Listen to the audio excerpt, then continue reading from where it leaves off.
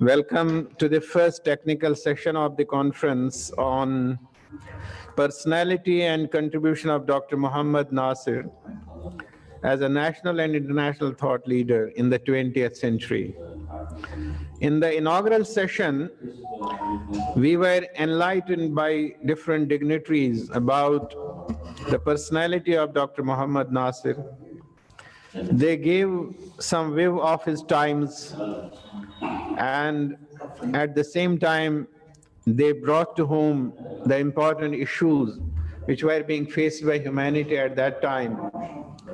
And we are now well with it that there was someone who was very much responsive to the times and to the needs of the time. And now we are in the first technical session, which shall be from now 1:30 p.m. in India to 3 p.m. For 1.5 hours. And we are having around 5 speakers. And all the speakers are very revered, and they'll be presenting their views in this session on Dr. Nasir's personal life, early days, and emergence as a national leader. We have here with us Dr. Muhammad Siddiq from Indonesia. He is the Vice Chairman of Board of Trustees and former Chairman Diwan Dawa Islamia of Indonesia. And after him, we have Dr. Nirwan Saifreen, Senior Lecturer, Ibn Khaldun University, Indonesia. And we have Professor Hasina Hasha, former Professor of Geography, Jamia Millia Islamia, and Assistant Secretary General, Institute of Objective Studies. And we have Professor M. Fahim Akhtar Nadwi, he is Professor and Head Department of Islamic Studies, Maulana Azhar National Urdu University, Hyderabad. And we have with us Dr. Kamal Ashraf Qasmi, he is Assistant Professor and former HOD, Alia University, Kolkata. So all of them will be making their presentations, and we would like to save some time for questions, and that's how this 1 hour and 30 minutes, if we divide 1 hour in among the 5 speakers, I think they should complete their presentations in 10 to 12 minutes, and then definitely they will get more time when there will be questions and answers. So preferably from 8 to 10 or 12 minutes. This can be by self-regulation, because in this online mode, we may not be able to, every time give the indication of the time. So I request all the speakers to have a self-regulation.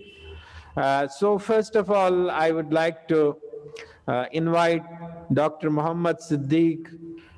He is from Indonesia, and he is the Vice Chairman of Board of Trustees, and also he was earlier the Chairman of Diwan Dawa Islamia Indonesia. And over to you, Dr. Muhammad Siddiq.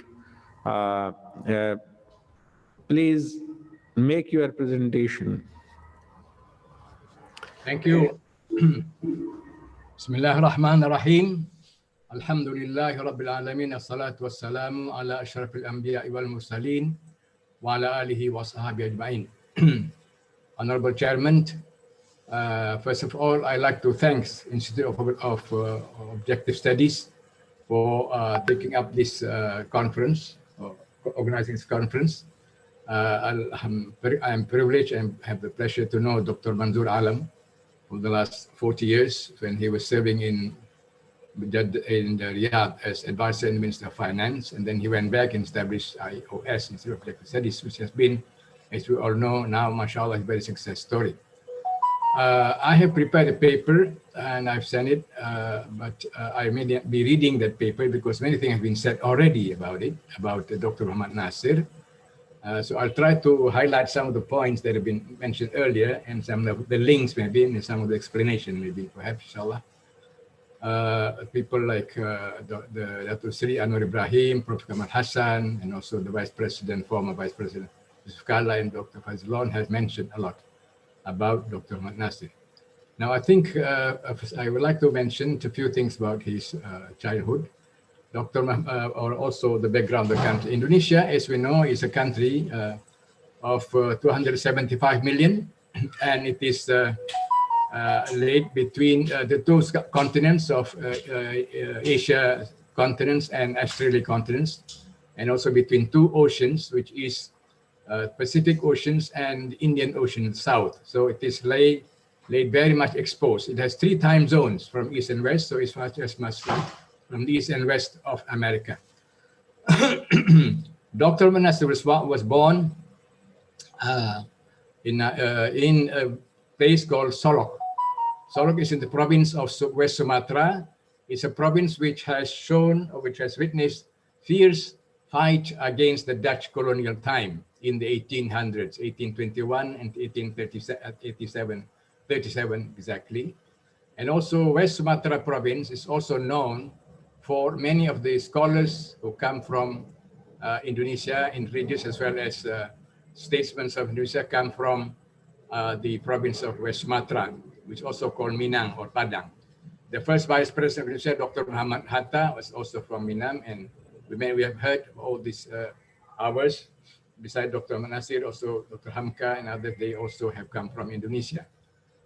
Dr. Mohammad Nasir had the privilege when he was small to get education from the Dutch school, which was limited in those days, because his father was a small officer at the prisoners department.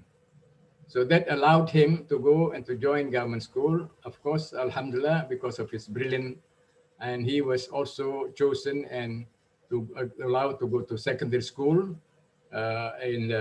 which we have to leave his hometown.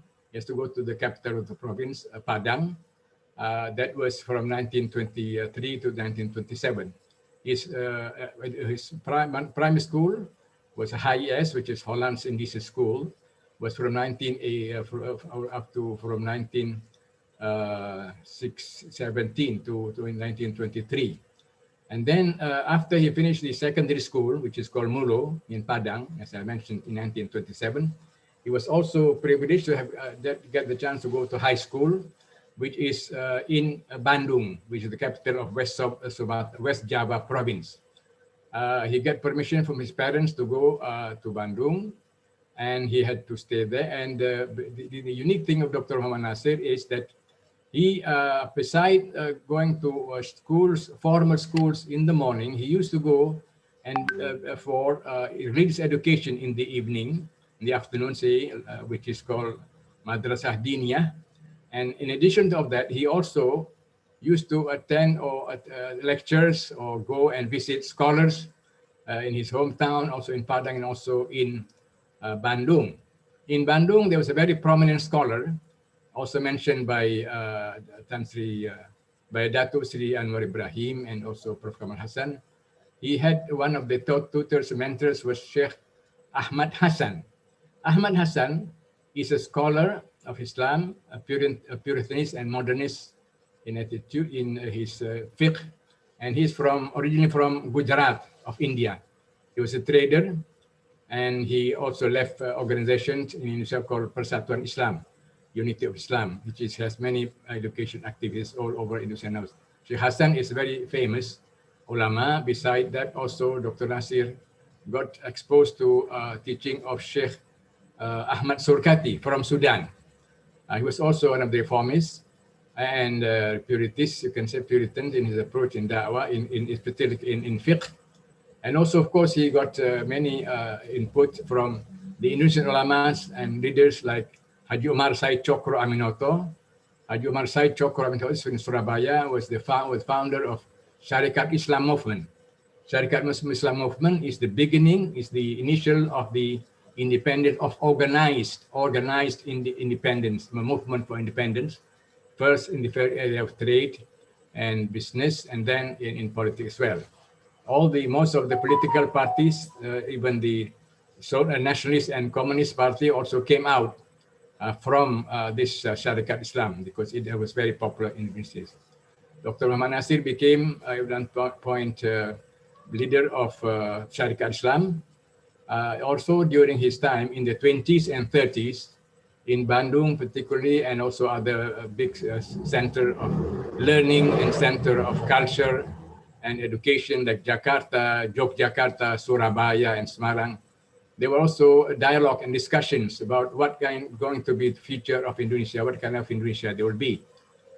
In those discussions, people like Dr. Manas and his friends, like Haji Agus Salim, like Haji, a few other people, like Sukiman Wiro Sanjoyo, they were trying to promote Islamic social values, Islamic for the governance in politics, in economics and things.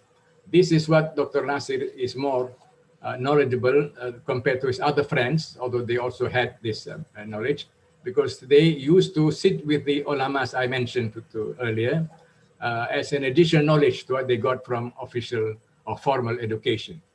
So they, at that time, there was what called Young Java, which is the Indonesian Javanese youth movement. But the leaders of this Young Java were hesitant to accept or to discuss Islamic values.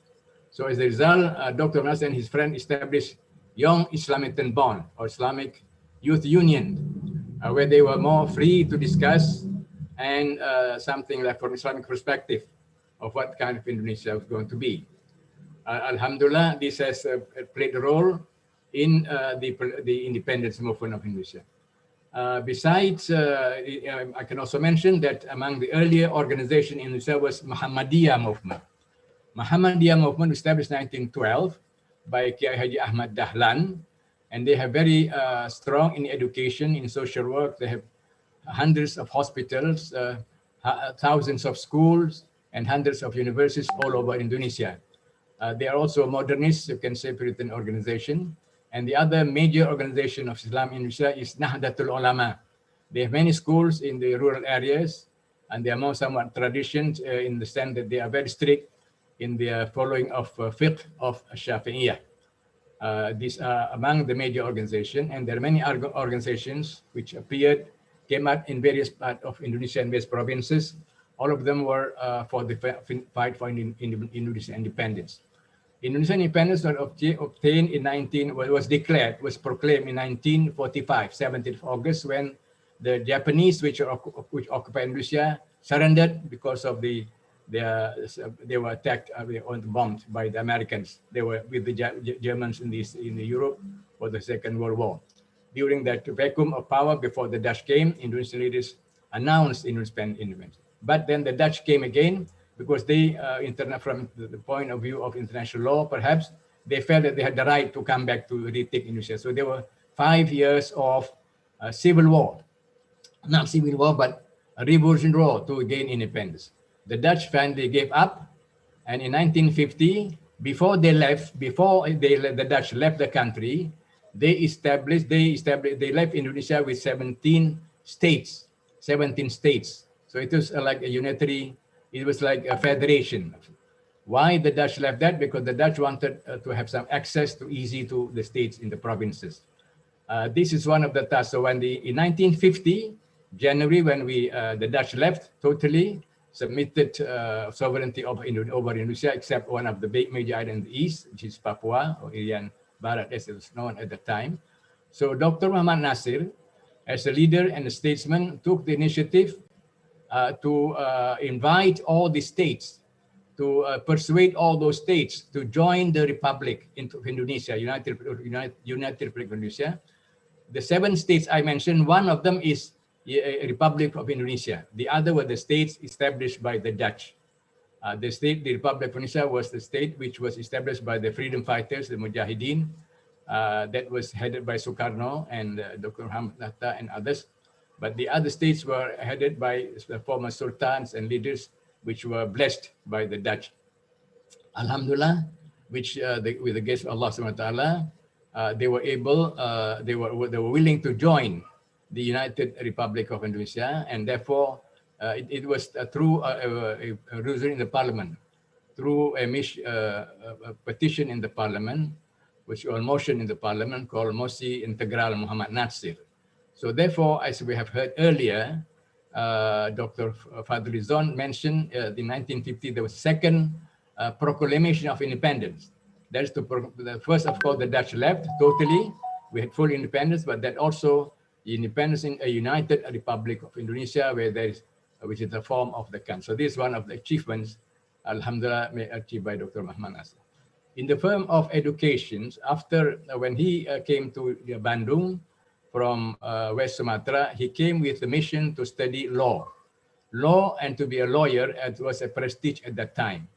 But there was some event that made him left this first mission, because what he found out, the oppression of the Dutch, especially of Indonesian farmers, who were forced to grow and cultivate certain products which are needed in Europe, making the people and the farmers are very poor. So there was a miserable life of the people in general, especially the farmers, and this made the, Dr. Mohammad Nasir felt that education is very important. And in education, as mentioned earlier by some of the speakers, Dr. Mohammad from the beginning believed that there's no dichotomy of education in Islam. In other words, between the secular education, which was promoted by the Dutch school or by the government school, also by missionaries at that time was on one side, and the religious school, pure religious schools on the other side. There used to be a sort of dichotomy and looking down upon each other. Dr. Mohammad Nasir tried to bridge this gap, and from the beginning said there's no dichotomy of education in Islam. In other words, there is what is there is this integration, and he proved this by establishing education system and the foundation called Yayasan Pendidikan Islam, or Yapendis. Yapendis, in Yapendis schools, they teach both subjects, that is general science and also Islamic studies, and in combinations. And this was until 1942, from 1932 to 1942, when the Japanese came and occupied Indonesia. So this, from those days, Dr. Mohammad already started talking about integration of knowledge, something which now being promoted and being by International Institute for Islamic Thought, that is integration of knowledge. Dr. Mohammad had started in those days that much earlier. The other point of importance is the role of Dr. Mohammad Nasir in politics. He was, Masyumi, which was also mentioned earlier, was formed from all the existing Islamic organization. The Nahdlatul Ulama leaders were among the pioneers in establishing Masyumi, then Muhammadiyah, I mentioned earlier, and also Persis, I mentioned, and many other organizations, Islamic organizations, came to join and form an association initially called Majlis Islam A'la Indonesia, or High Islamic, Supreme Islamic Council of Indonesia. And then this became Majlis Shura Muslim Indonesia, which in the election, first election, Masyumi was in the same or equal with the Nationalist Party, Pan National Party. But Dr. Sukarno wanted Masyumi and the National Party to join, to bring in also the Communist Party in the government, which was refused by Masyumi Party, because the communists had also tried to take coup against the governments when we were still fighting the Dutch in 1948. So because of that, the Masyumi was banned in 1960, and the leaders of Masyumi, like Dr. Manas and others, were put in jail, but the given reason because of the security, but actually because the communists was under pressure of the communists. Now, when he was released from jail by the government of the General Suharto, initially there was an effort to rehabilitate the Masyumi Party, but the military government at that time finally didn't allow the chance, and instead Dr. Nasir then, at the same time, as a matter of fact, established Dewan Dakwah Islamiyah Indonesia. Dewan Dakwah Indonesia is a new approach of tabligh, which is emphasizing on social work, social activities, building schools, building hospitals. So not only dawah bil lisan or by talking or tabligh or khutbah, but also dawah with social activities by building hospitals, schools, and things which are now can be seen, alhamdulillah. And also in continuation to the concept of education, which is integrated education mentioned earlier, Dr. Nas, in the early part of Indonesian independence, in the early years of independence, Dr. Nas and his friends established a number of Islamic universities. It was mentioned earlier in Islamic University of Indonesia in Yogyakarta. Initially it was in Jakarta, was moved to Yogyakarta. Then also University Islam Sumatera Utara, North Sumatra Islamic University. Then University Islam Bandung, Unisba. Then University Muslim Indonesia in Makassar. University Islam Riau in Pekanbaru, which is in Sumatra also.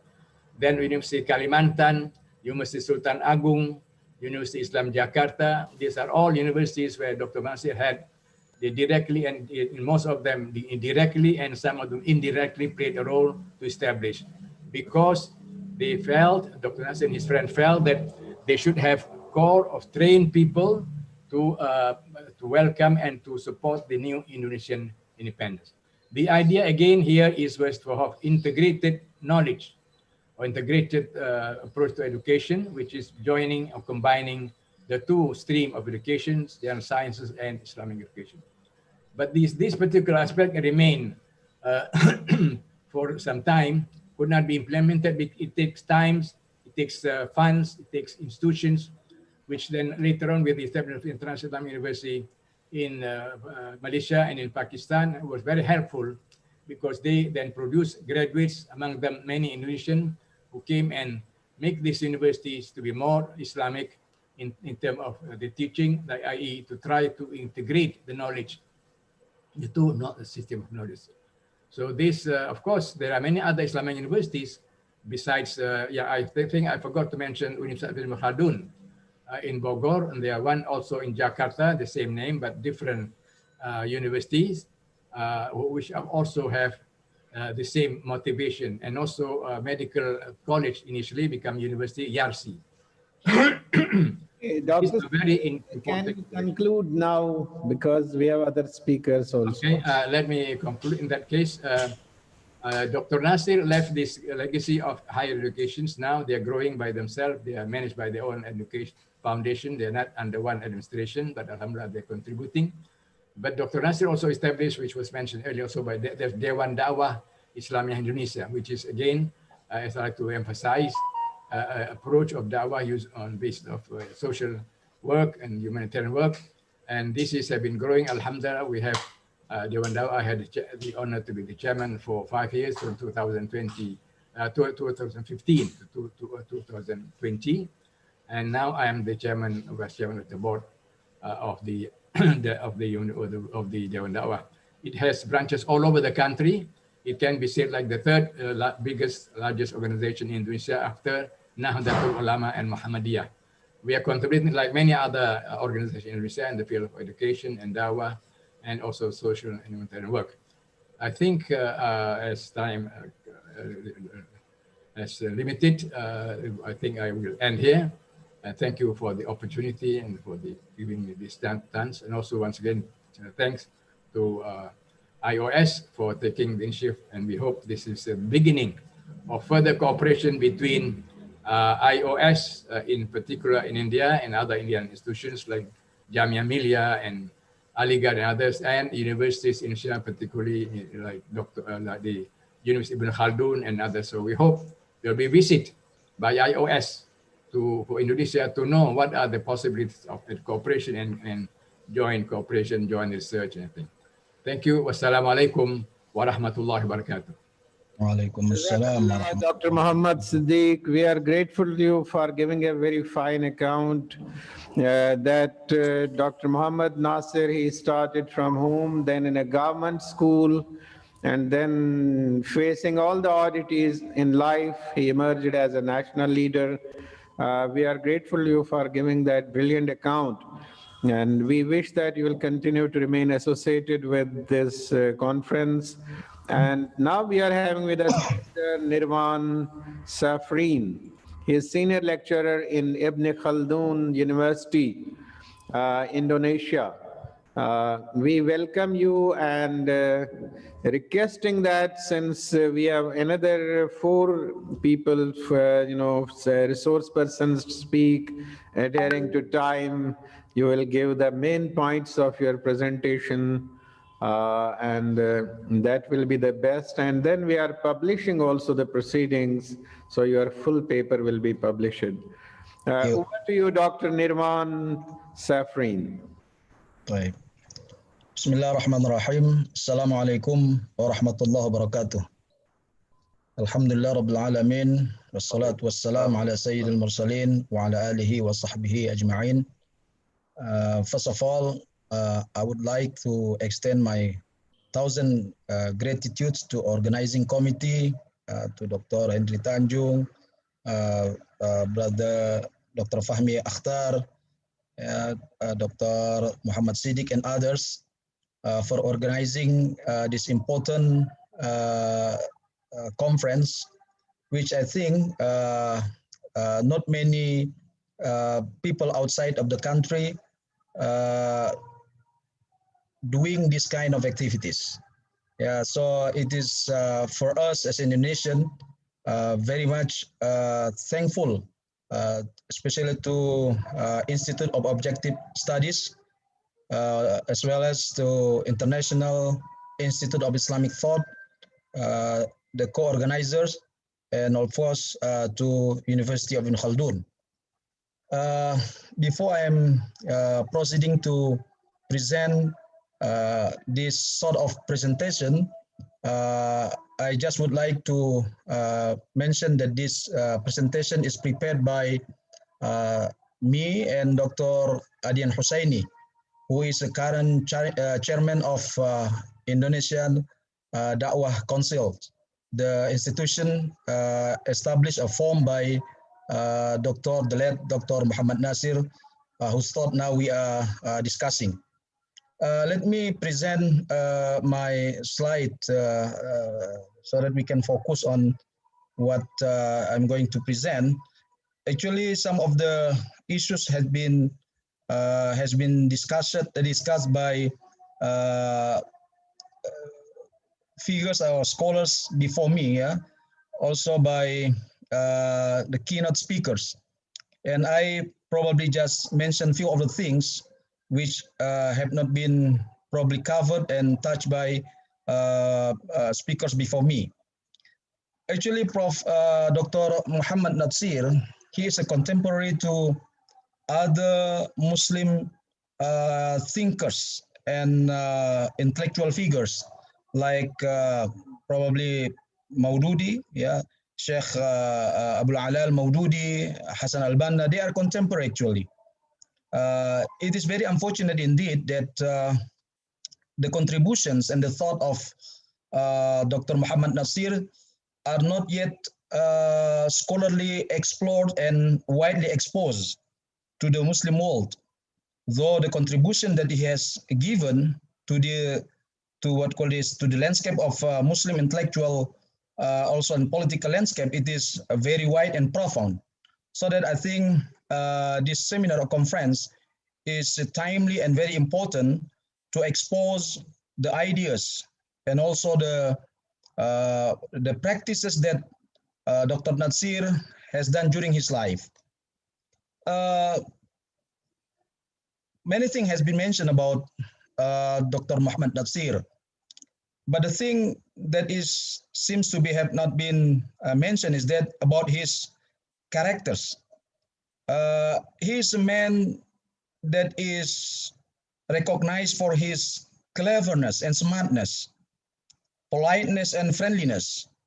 He befriends with anyone, regardless of their ideological as well as religious backgrounds. Although in the parliament he can be involved or engaged in a hot and bitter debate, probably for instance with the communist leaders, but yet he can laugh and drink coffee together with those people. That's why he is very much respected by his rivals, also by his friend, of course. He is as mentioned by Dr. Muhammad Siddiq also, that Pak Natsir, we used to call him, is a very smart and clever. That's why during his schooling, he always got or awarded a scholarship, even after he finished his high school, in which that he studied or he schooled in in the Dutch school. After he finished his study, he was offered actually a scholarship to study abroad. That is in Dutch. That is in Holland, but he refused to accept the scholarship, and instead he opted to be actively involved in political life, because he is of belief that being involved in political practices, he is very sure that he can empower the ummah. He can bring up the ummah. He can uplift the life of the ummah. That's why during his youth, he was already involved in many political activities, and he was one of the initiators of what they call it as Young Islamitian Bond. That is a Muslim youth organization that tries to unify national movement for Indonesian independence. And Dr. Muhammad Nasir, he is very well known for his political activities, as well as for his da'wah activities. And he, after he, let's say, relinquished from the political activities, then he was involved in da'wah. He established what we used to call as Dewan Da'wah. That's why he is only sometimes known as the politician and da'i. Rarely people come to identify him as an educationist or educational thinker. And this is despite of the fact that his ideas and involvement in this field is significantly important and profound. In fact, as mentioned also by Dr. Muhammad Siddiq earlier, he is behind the establishment of many educational institutions in Indonesia.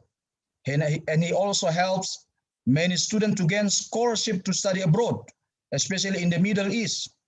And his recommendation is highly valued by higher learning institutions in some Muslim countries. Nasir indeed is a man not only of his time, but of a generation that come later. His thinking always ahead his time. Many of his ideas are known to be true only after some time, but even after his death.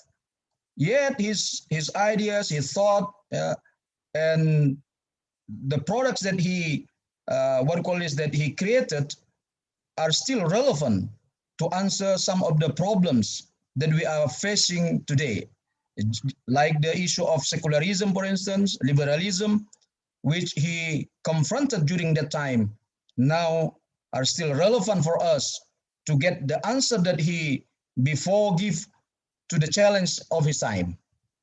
In 1980s, he initiated establishment of Islamic boarding schools.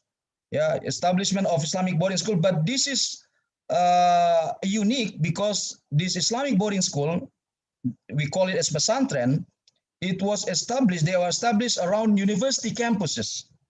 And one of these pesantren was established, for instance, in University Ibn Khaldun. We call it Ulil Albab, pesantren Ulil Albab.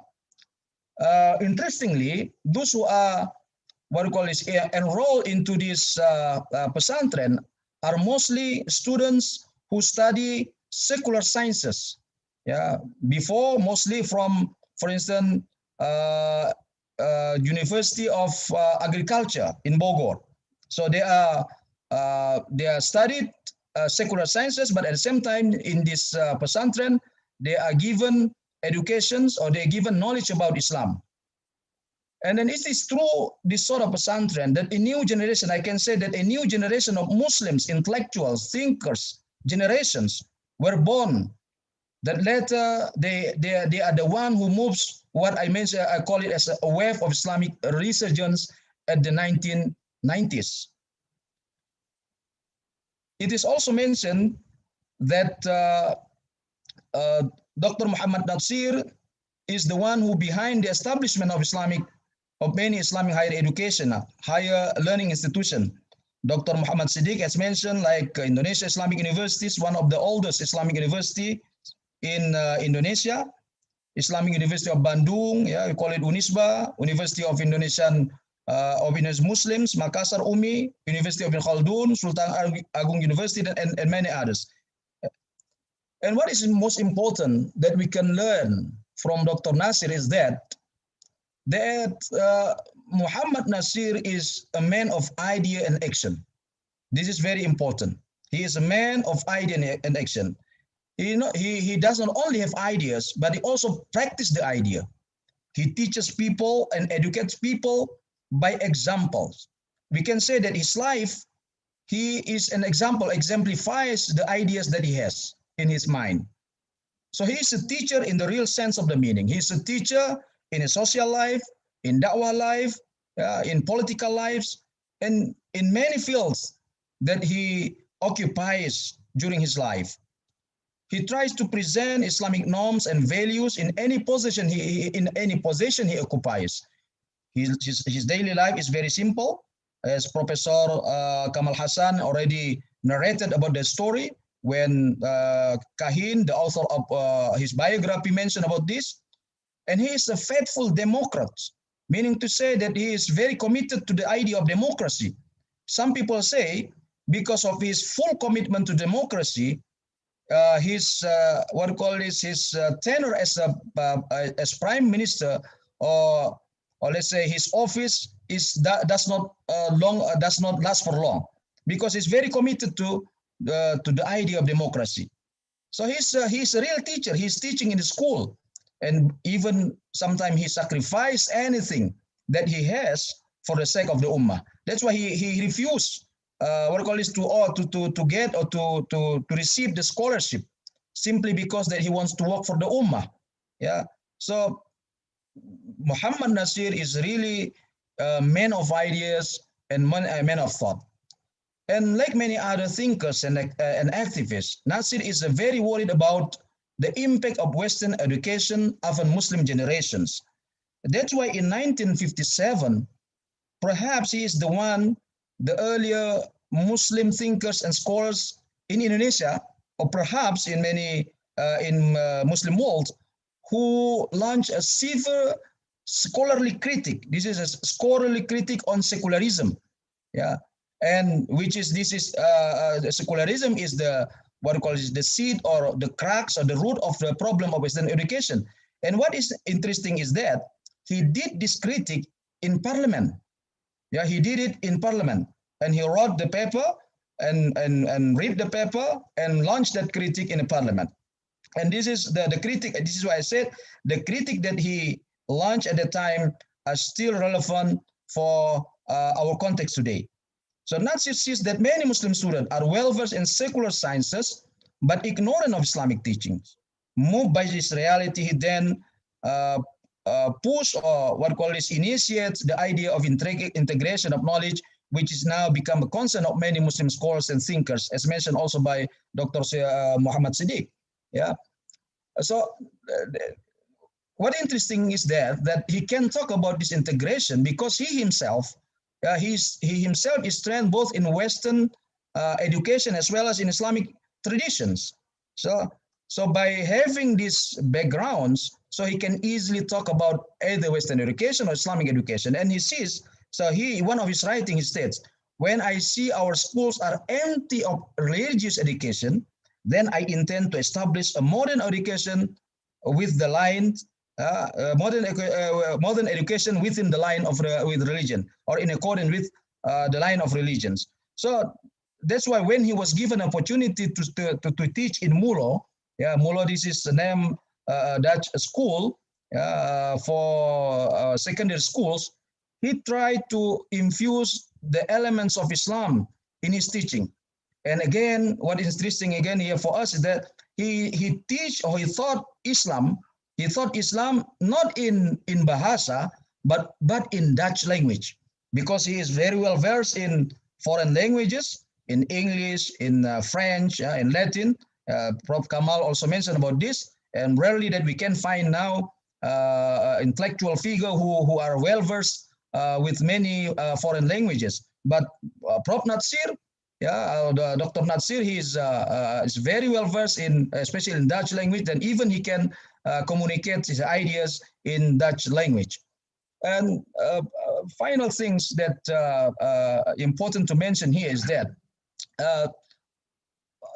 Dr. Nasir says that the foundation of Islamic education should be Tawheed, which is summarized in the statement of Shahada, La ilaha illallah, Muhammadur Rasulullah. And he said this is the power, this is the source of power. It is Tawheed that can be a source of power and liberation for human beings. Yeah, so people can have a power and can liberate themselves only if it is based on Tawheed, because Tawheed means is a surrender to Allah alone, not to anything. So meaning to say that he does not seek the pleasure of any worldly things other than Allah subhanahu wa ta'ala, so that he will sacrifice and he will do anything simply because that he is looking for the pleasure of Allah subhanahu wa ta'ala. So in one of his speeches, he asked, in his writing, he said, what is supposed to be an aim of Islamic education? And he answered it by saying, our aim of education is to educate our children so that they can meet requirement of life as men, summarized by Allah, summarized in the words of Allah, وَابْتَغِي فِي مَا آتَاكَ اللَّهُ الدَّارَ الْآخِرَةَ وَلَا تَنْسَ نَصِيبَكَ مِنَ الدُّنْيَا. So meaning to say that we educate our children so that they can live in this worldly life, but they also do not forget their portion in the Islamic in the hereafter. So meaning to say that the life should be balanced. So we prepare our children to be a balanced man. That is who can who can live in this worldly life, but also at the same time he does not forget his religion. And so that our children, he said, so that our children can fulfill their duties, as a servant of Allah, to attain the level of servant of Allah, the highest level that constitute the end of every human beings. Meaning to say, in other words, we can say the ultimate end of Islamic education should be to produce an excellent servant of Allah subhanahu wa ta'ala, or we say Abdullah. So if the purpose of education other than this, then there's something that is wrong with our education. That's why we should concentrate to produce our generation who are very worried or very conscious of Allah subhanahu wa ta'ala, rather than worried about the worldly life. That is that I can present, perhaps that can be beneficial for all of us. Then one thing that is very important also, how we can emulate. How can we emulate and also apply his idea? Now please conclude. Thank you very much, and shukran, jazakumullah khairan kathiran. Wassalamu alaikum wa rahmatullah wa barakatuh. That was Dr. Nirvan Safrin. I think he gave a very brilliant and clear presentation about Dr. Mohammad Nasir, and he presented him as a very exemplary educationist and ultimately being a very faithful Democrat and a person of sacrifices. And the best of it is the integration of knowledge which he advocated for producing the best of the people in the world who are obeying and obedient to Almighty. So that was a very brilliant presentation. We are grateful to you. Jazakallah for this effort, and it's such presentations which make really the conference a success. You have done a lot. Thank you. So thank you, Dr. Nirvan. You're welcome. And now we have with us Sister Professor Hasina Hashia. She is a professor of geography and also Assistant Secretary General of IOS. That's the Institute of Objective Studies. I know that by nature she is very meticulous about things, and then also knows that unqualified 15 minutes she can speak and then give time to others. Now over to you, Professor Dr. Hasina Hashia. Bismillahirrahmanirrahim. Assalamu alaikum to all Indian participants and also the participants across the Indian borders. It is a great privilege for me to speak on the topic of this great leader of Islamic thought, named Dr. Mohammad Nasir. My topic is the life and contribution of Dr. Mohammad Nasir, but I want to consider, because much has been talked about his life and about his other aspects of his life. I want to concentrate on his concept of statehood, because I have read some of his writing, some of his books which are on the statehood. I was very much fascinated by his ideas, by his thought process. So I have gone through his writings, his books. Number one, which are on statehood. Capta, selected if it is in 2 volumes, Islam and Free Reasoning, Islam as the foundation of state, Islam as an ideology, Islamic culture in a historic perspective, and another, the unity of religion and state. This book I have read extensively. I came after going through his readings, I came to know that he was a great leader of having a Islamic thought, and Islam was everything for him. I came to know. This is because he realized and believes that the man's existence and activities in this world is none other than the worship of God Almighty. Worshipping God, however, is not limited only to activities like prayer, fasting, Hajj, Zakah, like the basic tenets of Islam, but includes much more than this. Every good deed which is performed for the sake of God can be considered as worship or ibadah. It is only by fulfilling these duties that a believer will lead a correct life in this world and be happy in the next world. Thus, he becomes a true worshipper of God.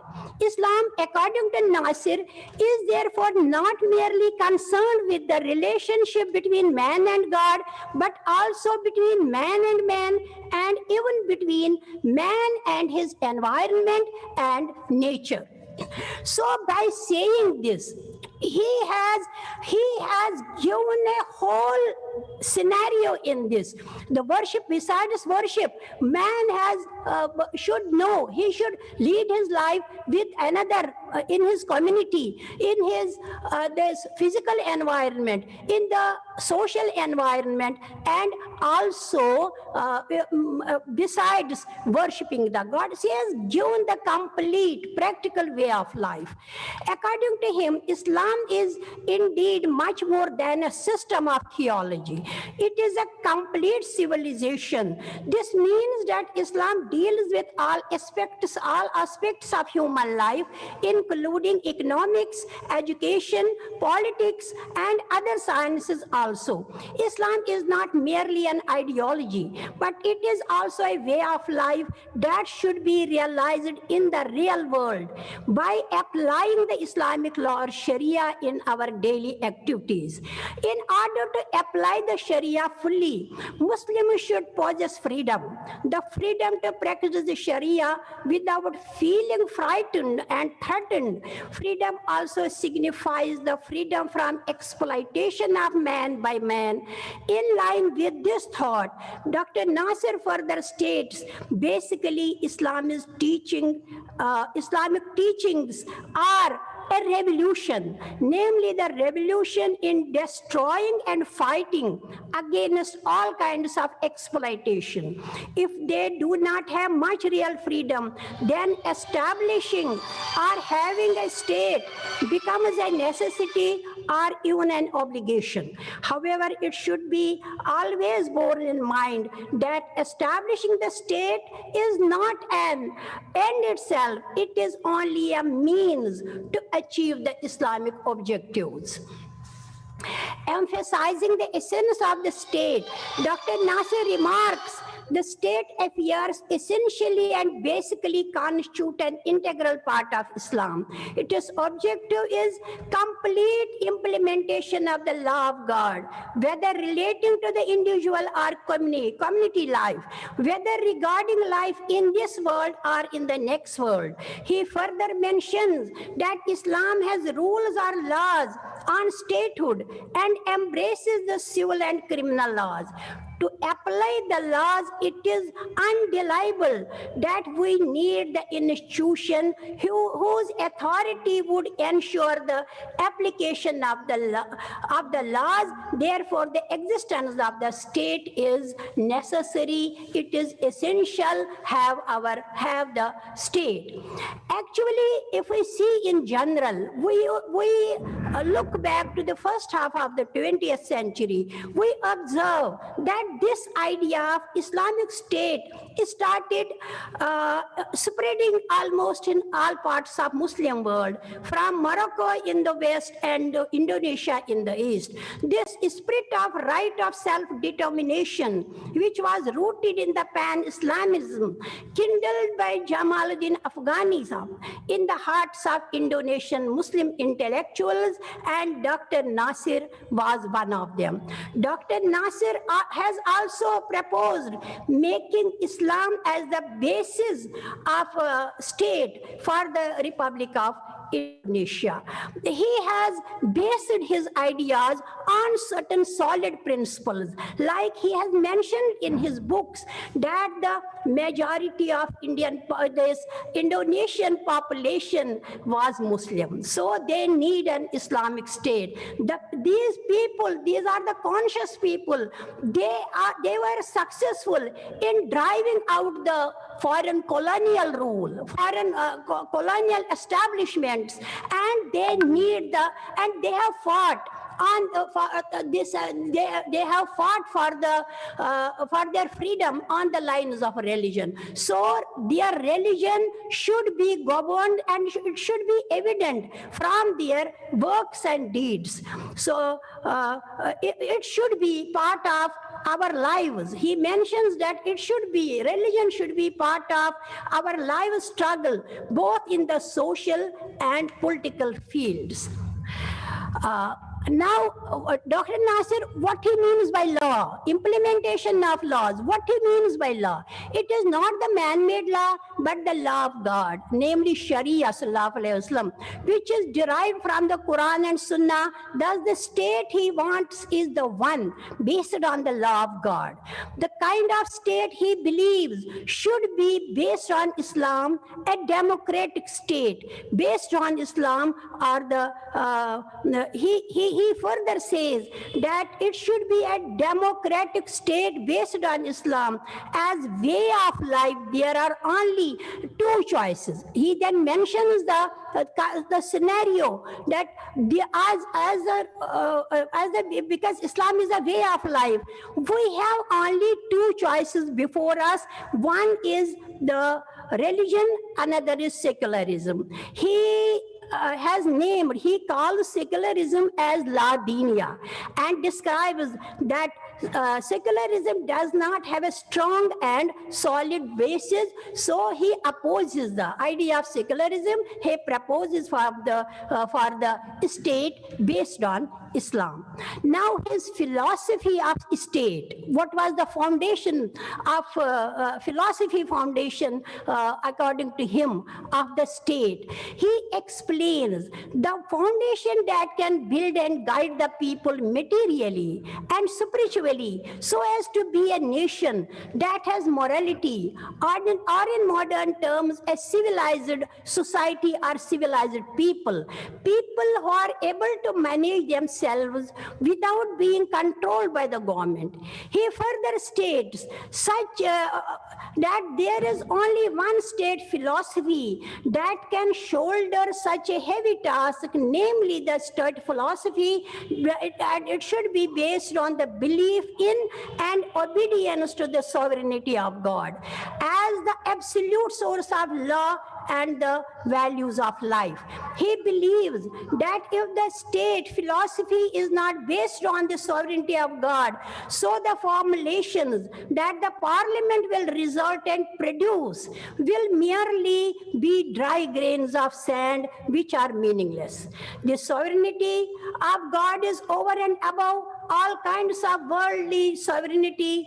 In this respect, Dr. Nasir seems to be of the opinion of Maulana Maududi Sahab, who was at that time, who was also advocating for these type of ideas. According to Maulana Maududi, Quran says that sovereignty in all aspects is not only for is only for God. He alone is the creator and the real ruler of this universe. So to him belongs the sole right of being the sovereign and right of being sovereign over all this creation. By emphasizing the position of Islam as the philosophy of the state, Dr. Nasir does not mean to make the state theocratic. Theocratic means the direct government of priests who govern people on behalf of God. According to him, in Islam, priesthood is not recognized. Therefore, he adds the state which is based on Islam is not theocratic, it is a democratic state. It is not a secular state. It is the Islamic democratic state. If one insists on giving it a general name, perhaps the state which is based on Islam by theistic democracy, he gives it a unique name, the theistic democracy, which means that theistic democracy here means all rules and regulations stipulated by the government should be in accordance with the divine law or Sharia, and their application be based on the democratic system. Nasir does not deny that the Quran does not completely and fully deal with politics, say statehood. He then further states that he further states the affairs which are subject to change in according to time and space. Now, those which are subject to change should be achieved through another means. What are those other means? Nasir points out only the essential and fundamental tenets which are in accordance with the very nature or fitra of man. These tenets are eternal and immutable and are applicable in all places and time, in the past and in the present. Basically, basing himself on these solid basic teachings, man should use his rational faculty and ijtihad in all fields of life in accordance with the demands of the time and the space. So he provides a practical solution, which is applicable, which is always for the people, for all people, for all times, and is practicable for whole world. Now, at that time, there was a debate going on in the Muslim world. Who should be, what should be the name of a ruler? Or what should be the kingdom or the state named as? So, according to Maulana Maududi Sahab, he was advocating for the kingdom or the state as the caliphate, and the ruler should be named as the caliph. But what was the opinion of the Dr. Nasir? Dr. Nasir does not object to whether title is used to designate the head of the state, be it president, king, caliph, Amir al-Mu'minin, etc. He firmly maintains that whether or the head of the state calls himself Caliph is not the main concern. What is the most important is that the head of the state, who is mandated as the ulul amr of the Muslim ummah, is capable and ready to guarantee that Islamic laws relating to state affairs can run well in theory as well as in practice. Now, another important feature of Dr. Nasir's thought concerning statehood is his idea on shura or democracy. The speaker who was speaking before me, he also mentioned his idea on democracy. He is quoting the verses of Holy Quran and suggested that the Islamic government should be based on the principles of shura. This is according to him because Islam has affirmed that the value of consultation in governing life, either the life of society or the life of the state, should be preserved, supported and encouraged. For it is necessary in the Islamic teachings that in dealing with the people, the ruler should have acknowledgement and support from the ruled. He has to consult on everything concerning the life and interests of people. From this statement, it can be inferred that according to Dr. Nasir, the head of the state is chosen through an electoral system like prevailing in those days in many Islamic countries. However, here we want to clarify what Dr. Nasir really means by democracy in Islam.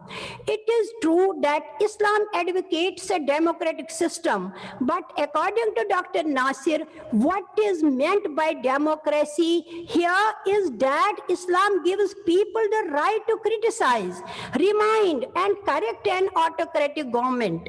If criticism and reminders are not enough, Islam gives people the right to abolish the autocratic system using mass power and, if necessary, also the force, using the force also. In addition, he also states that Islam is an anti-dictatorship, anti-absolutism, and anti-anarchy system. He also explains that this does not mean that in an Islamic government, all of its affairs are fully given to the decision of the consultative assembly. Here now, I want to mention his idea of democracy because he does not advocate for the 100% democracy nor for 100% this autocracy. He has given a system, combination of both of these, that is a unique system which is practicable for all times and for all regions of the world. According to Nasir, only the ways of carrying out the law, Islam is an understanding, a belief that has its own principles and characters. Islam neither needs 100% democracy nor is 100% autocracy. Islam is, he mentions in his books, Islam is Islam, and he tries to reconcile two opposite systems, the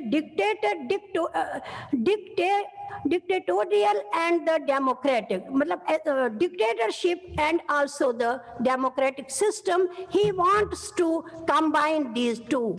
He concludes, if considered as a synthesis, Islam is a synthesis which gives enough room for the evolution of whatever needs evolving and for the radicalism for whatever needs to be radical. Unfortunately, he neither gives a clear explanation nor detailed guide as to how this unique reconciliation can be applied in the government. Unlike Maududi Sahab and Abdul Qadir Kurdi, who strongly believe that an Islamic system of government, there should be a single party, Islamic government party, but Dr. Nasir is of the opinion that to maintain and preserve the government on the democratic path, political parties are unquestionably needed. He insisted that as long as there is freedom to establish parties, there is democracy. So he has explained everything. How can we implement the democratic way of system in the world, and what is the model, and what are the characteristics which are applicable everywhere and for all time. He again and again mentions the time and space. So he is giving a practical solution for the future characteristics of the state. Thank you very much. These were my ideas about the concept of statehood of a great thinker, Dr. Mohammad Nasir. Thank you so much. Okay. Thank you, Professor Hasina Hashia. You gave a very brilliant version on the ideas of Dr. Mohammad Nasir on state. And you did refer to various related concepts. And then ultimately, it appeared that he was working for a synthesis. And also you compared it with the thoughts of other thinkers of the times. Yes, it needs more consideration, and at the same time, time changes are very important, and we have to adjust ourselves to the times. And at the same time, we have to think that how the thought of Dr. Mohammad Nasir and his contemporary thinkers, and now the people, how they are thinking with more experience about the future of the state, what it should be and how it can be, and how modern democracy can be different from other democracy, if there can be any other module. These are very relevant questions to be considered. Now we have with us one of the very prolific scholars from Maulana Azhar National Urdu University, Hyderabad. He is Professor M. Fahim Akhtar Najeeb, Professor and Head Department of Islamic Studies.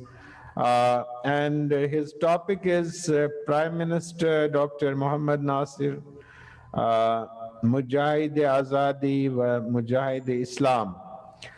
So he was in both in Islam and both in national affairs that way.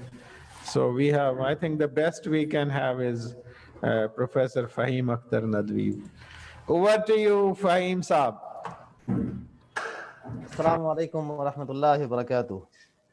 Bismillahir Rahmanir Rahim.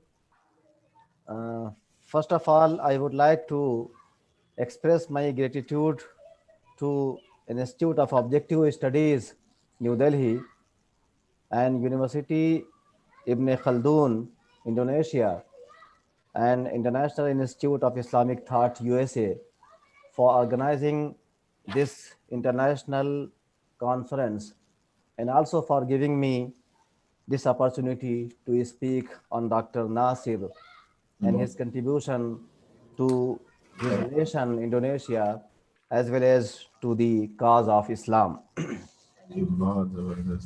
I have prepared my presentation in Urdu language, the language of our country, and I think that this presentation may be a bit beneficial for Urdu audience of this conference. I will try to finish, it is very short, I will try to finish in the time given to me. बिस्मिल्लाहिर्रहमानिर्रहीम।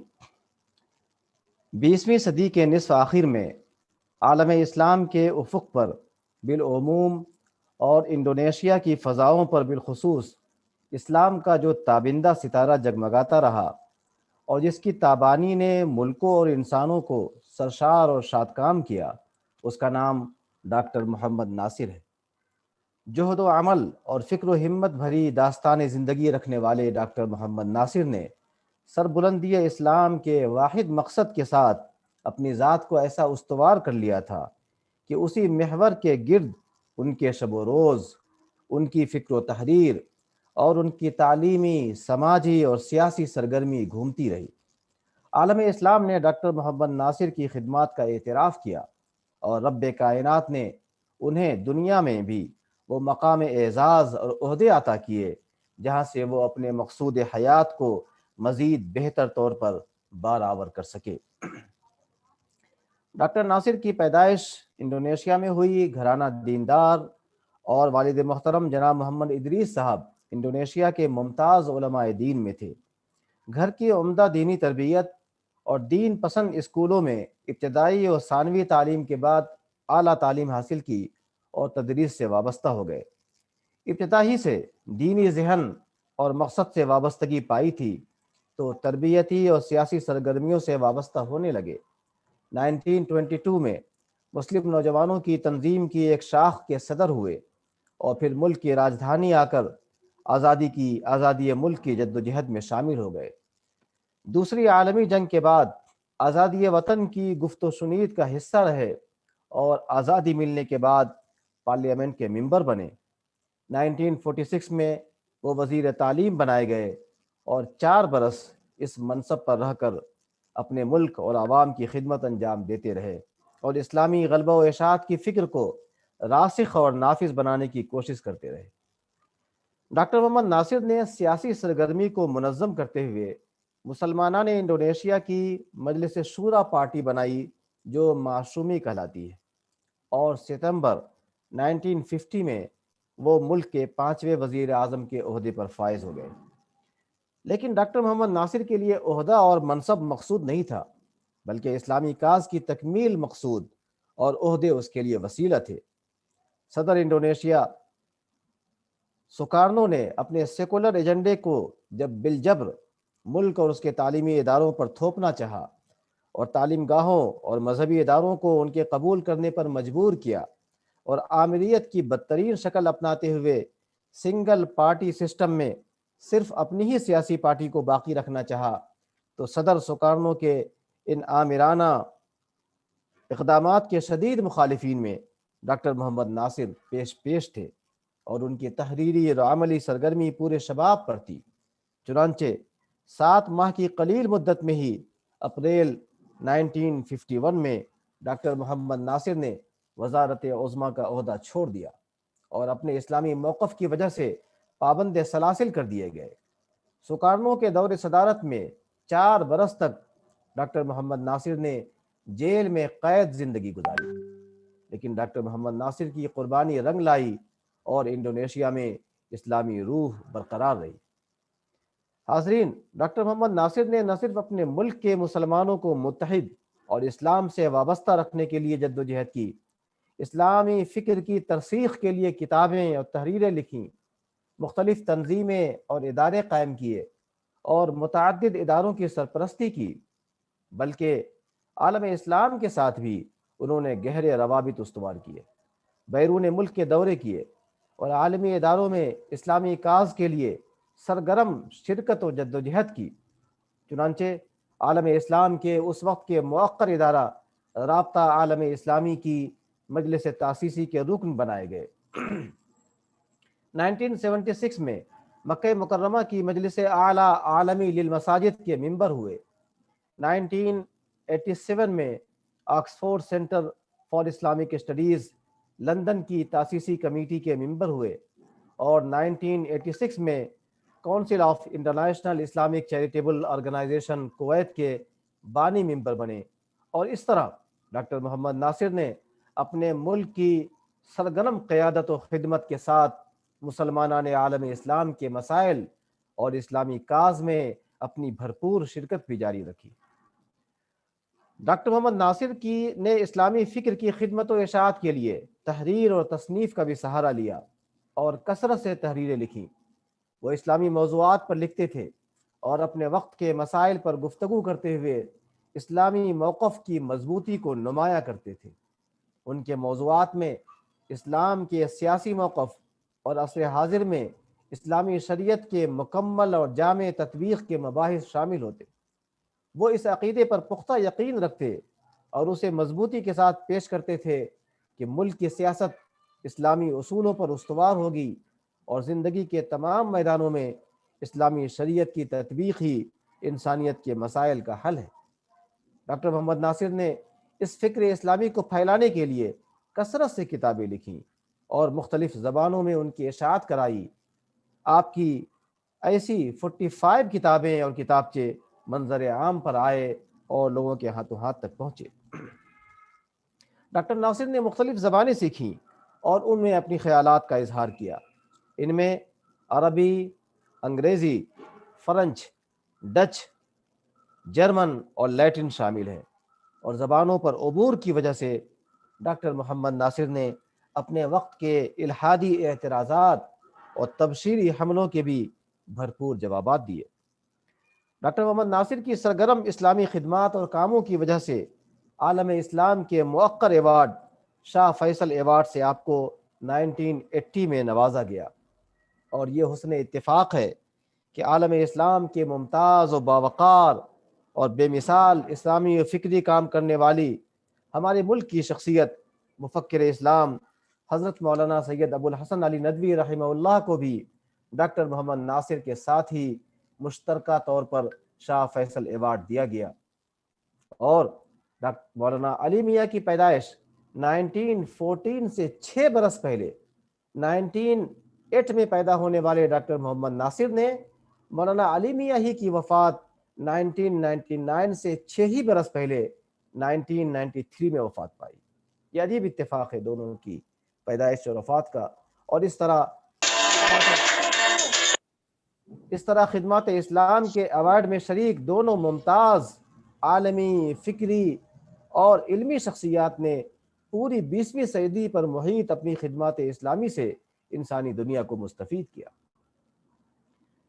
Doctor محمد ناصر کو Malaysia کی 2 universities اور لبنان کی 1 university سے doctorate کی اعزازی ڈگریاں دی گئیں، اور پھر خود انڈونیشیا کے ملک نے 2008 میں انہیں نیشنل ہیرو آف انڈونیشیا کا خطاب دیا۔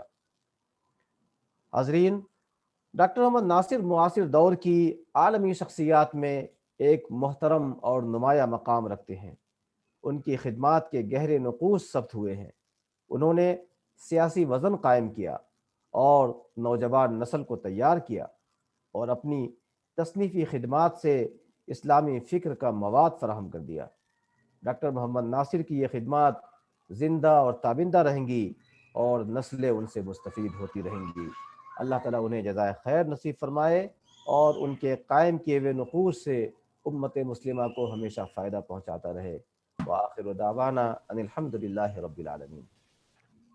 جزاک اللہ Professor M. Fahim Akhtar Nadvi Sahab. As his presentation was more in Urdu, I may say that that presentation was a very great and of great importance. Thank you. He talked about some aspects of the life of Dr. Nasir, and at the same time his contribution to thought as well as to studies, I should say, in exploring the concepts. And he also mentioned his achievements about the awards, and then also at the same time he did present him a man of struggle, that he could not afford to live with suffocation, if I call it. He could express himself, and then that's how we can tell him that he did express himself the best one can, and uncompromisingly he came forward with his views and opinions, and that's how things happened. So now I am, if there will be questions later on, we'll take them. But before that, I request Dr. Kamal Ashraf Kasmi Sahab. He is at Alia University, Kolkata, India. He will speak on Dr. Mohammad Nasir life and contributions. He is a professor there.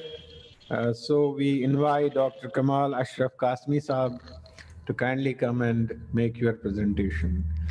Fahim Sahab, Jazakallah. Assalamu alaikum wa rahmatullahi wa barakatuh. शुक्रिया बहुत बहुत। Thank you, IUS, give me this opportunity.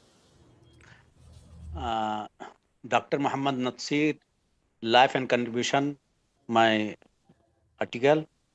Dr. Mohammad Nasir, 17 July 1908, 6 February 1993, was an Islamic scholar and politician. He was Indonesia's fifth Prime Minister. Give me only 5 minutes, inshallah. Finally. While still in high school, Natsir became involved in journalism. In 1929, he wrote 2 articles published in the Al-Jamin Indisech Double entitled Quran and Evangelic, the Quran and the Evangelicals and Muhammad as Prophet. He also collaborated with other thinkers to publish the newspaper Pamela Islam, Defender of Islam from 1929 to 1935, and wrote extensively about his views on the religion. For Pandiji Islam, Banner of Islam,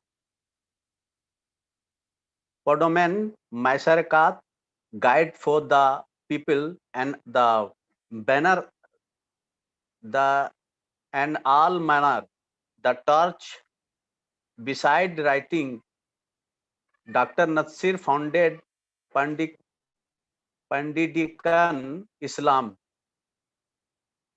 Islamic Education, a private school in 1930.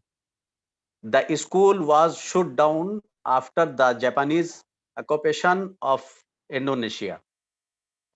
Prime Minister Natsir began to associate with well-known scholars of Islam like Agus Salim, and in the mid-1930s, he took Salim's place in discussing the relationship between Islam and the state with future President Sukarno in 1938. He enrolled as a member of Parti Islam the Indonesian Islamic Party, and become the chairman of the Bandung branch for 1940 until 1942. He was also employed occupation as the Bandung Bureau head of education until 1955. During the Japanese occupation, he joined Majlis Al-Ala Indonesia, changed to Majlis Shura Muslim Indonesian later, and become one of its chairman from 1955 until the party was banned. After the proclamation of Indonesian independence, he became a Central Indonesian National Committee member. On 3 April 1950, he proposed a motion called Mosil Integral Natsir that united Indonesia after an agreement which divided Indonesia to 17 states. Soon after words in become prime minister, influenced by his role as the head of Masumi, he served until 1951. In the Guide democracy era, he opposed the government and joined the revolutionary government of the Republic of Indonesia. As a result, he is arrested and imprisoned in Malang from 1962 until 1964. He was released by the New Order government in July 1966.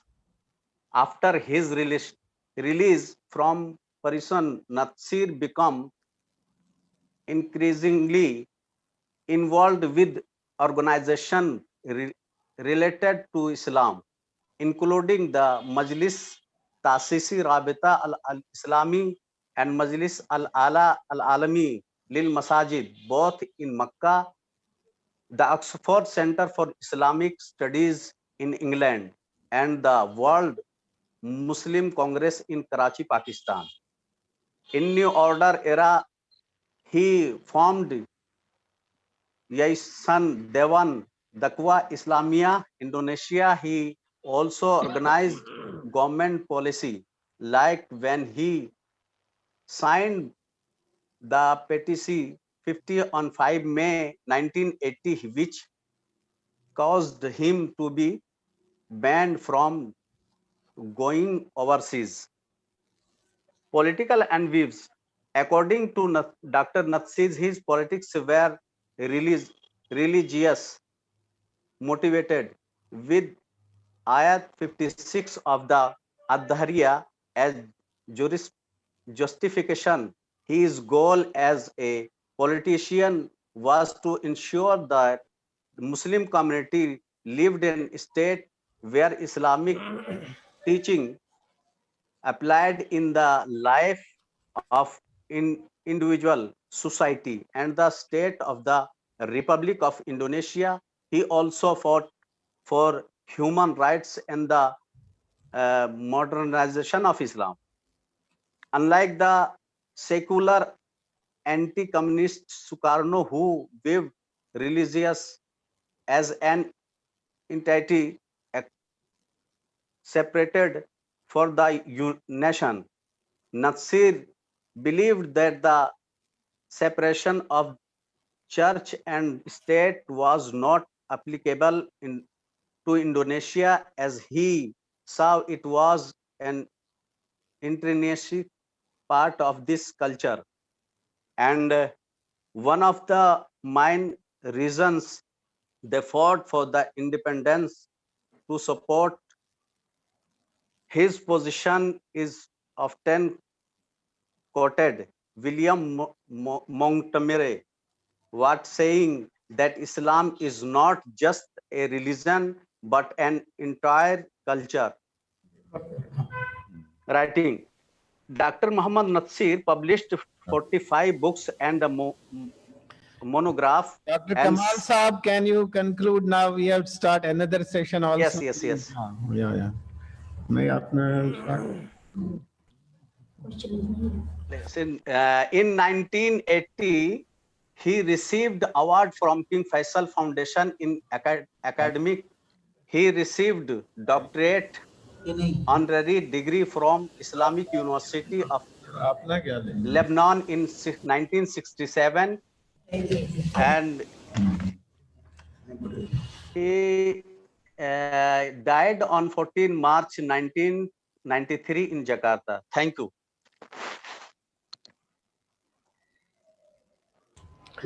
Thank you, Dr. Sahab. Very great. And since we are publishing the proceedings, so that will be covered there.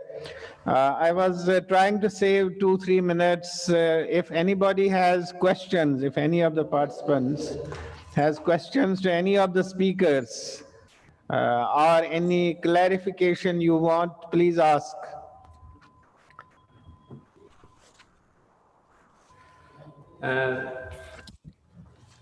And then Abu Ali, please ask your question. Abu Ali. From Indonesia. I have a very little question, not question, but I would like to know the meaning of Persantan. And Dr. Nirwan has mentioned this word in his presentation. Persantan. What is Persantan? Perhaps it is in Indonesian language. Islamic school. Islamic school. Dr. Nirwan is not here. Okay. Dr. Nirwan is not here. He's left. But pesantren, I think pesantren is a boarding Islamic school. In India, pesantren is madrasah. Yeah, it is boarding. Basically, it's boarding. Thank you. Thank you. The next speaker will be able to explain. Dr. Hidayat Nur Wahid is a graduate of one of the famous pesantren of Indonesia. Pesantren Gontor. He will I explain. think we should let us not encroach upon the time in another session.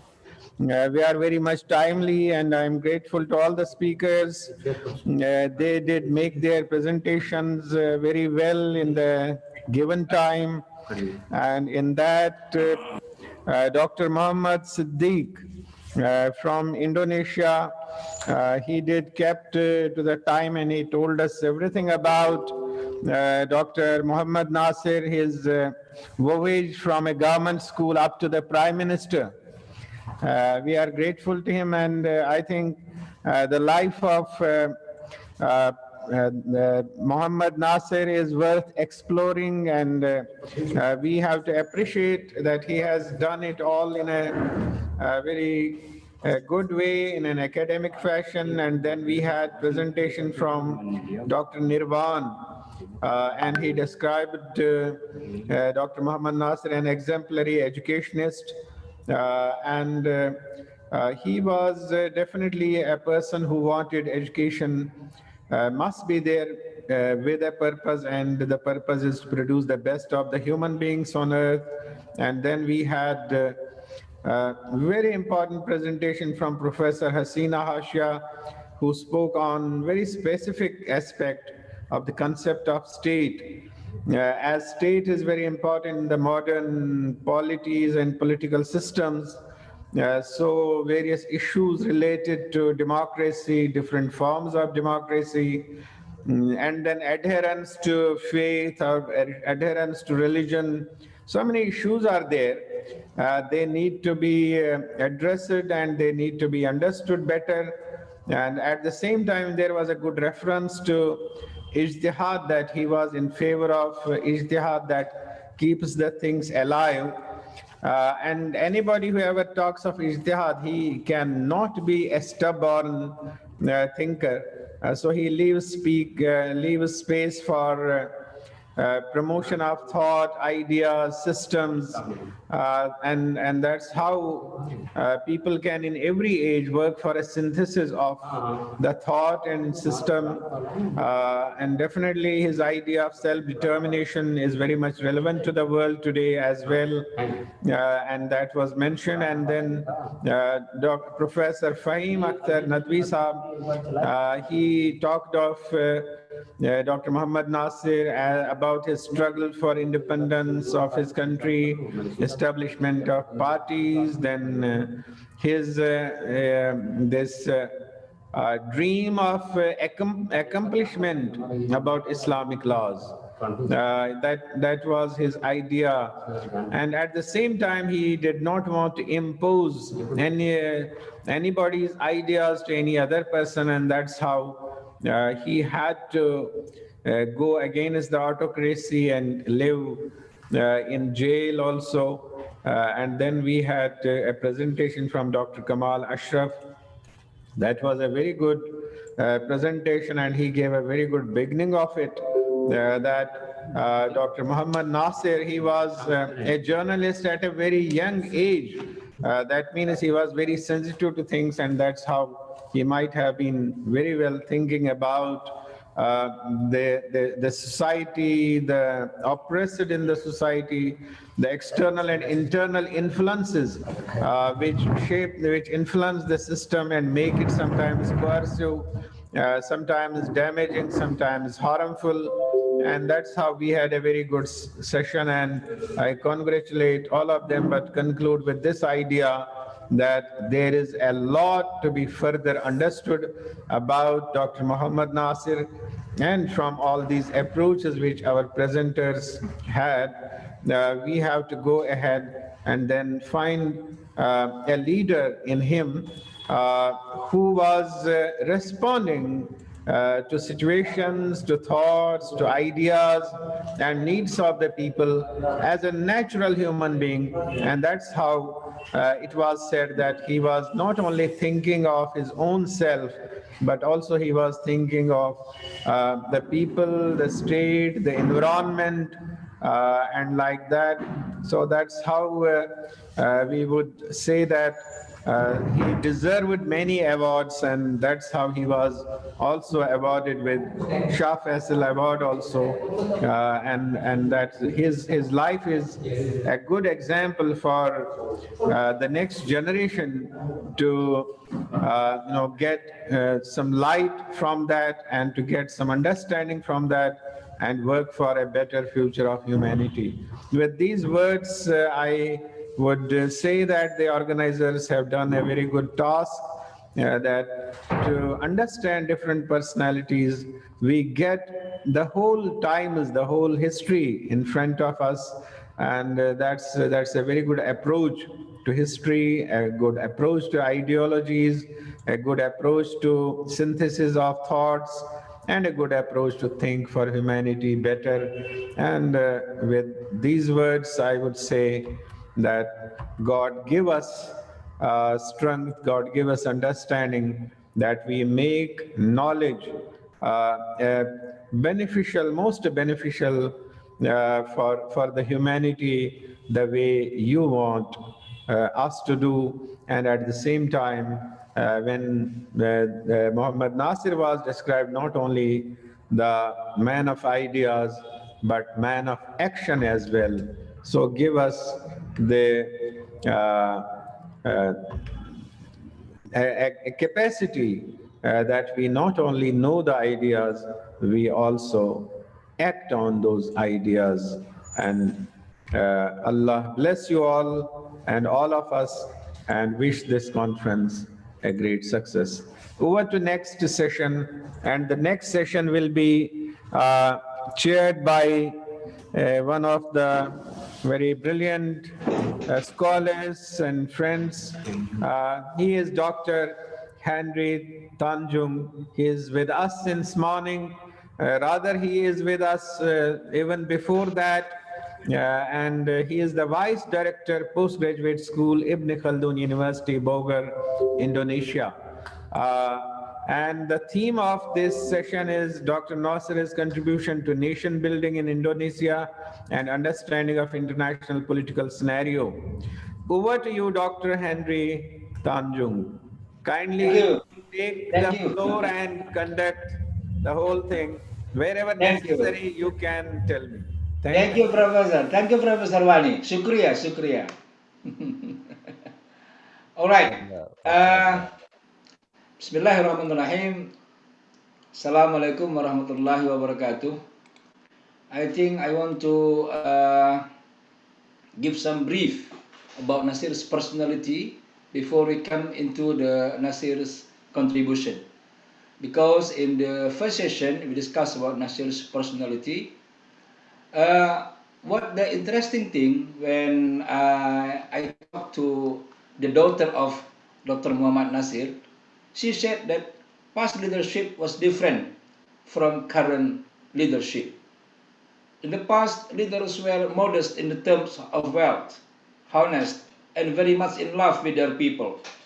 It was told once, a friend of Dr. Nasir ran out of money to return to Banjarmasin.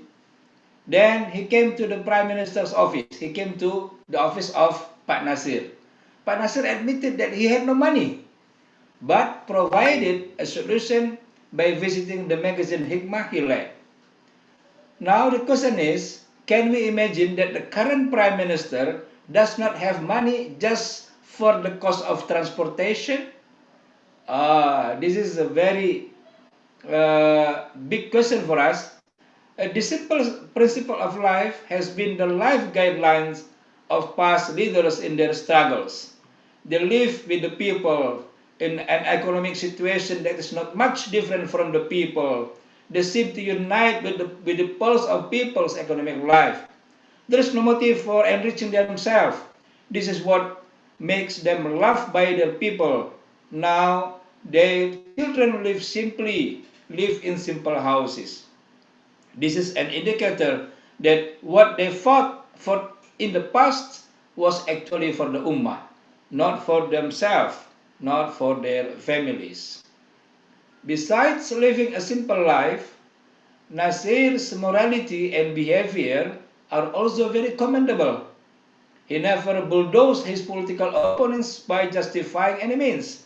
Even in the 50s, in the canteen of the House of Representatives of the Republic of Indonesia, he and DNI did, the leader of the Communist Party, laughed together while drinking coffee, even though everyone knew his political attitude was very opposite. It seems that love for the world is what causes the behavior of some Muslim leaders today to be dishonest anymore. The truth is not upheld because they have eaten bribes. Corruption is difficult to eradicate because the ambition is to become rich while taking office. Falsehood does not dare to be confronted because the people on the side of the vanity have choked their mouth with money. If things are like this, then the enemies of Islam will no longer be afraid of the Muslim. Now, what are Dr. Nasir's contribution to nation building in Indonesia and his understanding of international political scenario? Four speakers will discuss this topic. First speaker, Dr. Fadlizon, chairman of the House Committee for Interparliamentary Cooperation, the House Representative of the Republic of Indonesia, on topic Islam and Democracy, Muhammad Nasir Political Thought. Second, Dr. Hidayat Nur Wahid, Vice Chairman of People Consultative Assembly, Republic of Indonesia, on topic Dr. Muhammad Nasir's contribution to nation building in Indonesia. The third, Dr. Sajjad Ahmad Padi, doctorate from Department of Islamic Studies, Aligarh Muslim University, Aligarh, on topic fairness of nation building and envisaging in the personalities of Dr. Muhammad Nasir and Abdul Kalam Azad, a study. And the last one, Mr. Khaizakha Nas, research scholar, Department of Islamic Studies, Aligarh Muslim University, Aligarh, on topic Dr. Muhammad Nasir's perspective to Islamic culture and Indonesia. Because I cannot contact Dr. Fadlizon, so I think we come to Dr. Hidayat Nur Wahid to present his paper about Dr. Nasir's. Dr. Hidayat Nur Wahid. Thank you, Dr. Hadi Tanjung, and brothers and sisters in the Institute of the Objective Studies in India, brothers and sisters in the Islamic University of Ibn Khaldun in Indonesia, brothers and sisters in International Institute of Islamic Thought in United States of America, brothers and sisters, ladies and gentlemen, Assalamualaikum warahmatullahi wabarakatuh. Alhamdulillah, assalatu wassalamu ala qaidina wa qudwatina Rasulillah wa ala alihi wa sahbihi wa mawala. Alhamdulillah, and thank you for holding this important international conference, for thinking and thanking Dr. Muhammad Nasir for all of his contribution for Indonesia, for Islamic Ummah, and for international community also. And allow me here to deliver my paper about Dr. Muhammad Nasir's contribution to nation building in Indonesia. Brothers and sisters, nation building is a process or way to develop and improve the ability of a country to function perfectly. In addition, nation building is building or managing a national identity by using state power, which aims to unite the people within the country so that it remains politically stable and can last in the long term. Every country, both developing and developed, never stop improving its ability to protect and serve the people. Each country will continue to process and change and adapt to times and circumstances, both at domestic and international levels. In the nation building process, human development is a major element. Therefore, the role of a leader is very important in fostering awareness and strengthening the sense of nationality among citizens. Dr. Muhammad Nasir is an example of one of the founding figures of the Indonesian nation who built national awareness through the effort of education, politics, and preaching Islamic Islamic preaching, Da'wah Islamiyah. Brothers and sisters, Indonesians challenged the beginning of independence. In the mid of the 20th century, when Indonesia became independent in 1945, Indonesia's population was around 61 million. As new pluralistic country, Indonesia faces a big challenge because its territory consists of not less than 17,000 islands, and its people come from 300 ethnic groups who speak not less than 600 regional languages. The main challenge of Indonesians' nation building at the beginning of the independence of Indonesia was maintaining territorial integrity and sovereignty. Therefore, the form of unitary state of the Republic of Indonesia, NKRI, was chosen to maintain territorial integrity of Indonesia. Indonesia has experienced being a federal state, namely the Republic of Indonesia United, RIS, which is easily provoked by foreign colonial nations to divide between the states. Ideologically, Indonesian independence was strongly supported by national awareness among its elite leaders, especially those leading a local youth organization. On 27 to 28 October of 1928, the Youth Congress was held, which was initiated by youth organizations throughout the archipelago. At the end of the Congress, a youth pledge was agreed, which affirmed the ideals of one motherland Indonesia and one nation Indonesia, and upholding the united language Indonesian language. The awareness of the homeland, nation, and language of unity is a valuable asset for nation building, especially since it was agreed long before the Indonesians became politically independent. Young Mohammad Nasir became chairman of the Bandung branch of the Young Islamic Bond in 1928 to 1932. And Young Islamic Bond was one of the youth organizations actively involved in the Youth Congress in Jakarta. Nasir's other colleagues who were active in the Youth Congress were Muhammad Rom and Kasman Singodimejo, who showed the Muslim figures played a very big role in the formulation of the ideology of the Indonesian nation in collaboration with nationalist and traditionalist figures. And about the nation building via educational path, we know well that the Nasir contribution was recognized at the national level for Indonesian people and influenced relations with the nation in the 1915s. Nasir embodies the ideal of nationality from thought to concrete action. He believes that there are parallels with the religious values, nationality, and humanity. Therefore, he applies Islamic idealism as a political rhetoric and character and persona, social and statehood life as well.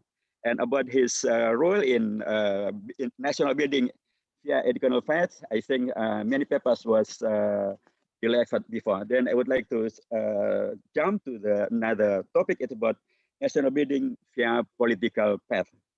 In 1938, Nasir joined the Indonesian Islamic Party and was appointed head of the Bandung branch from 1940 to 1942. During the Japanese occupation, he joined with Islamic leaders who took the initiative to establish the highest Indonesian Council. Then Cheng became the Indonesian Muslim Consultative Council, or Masyumi.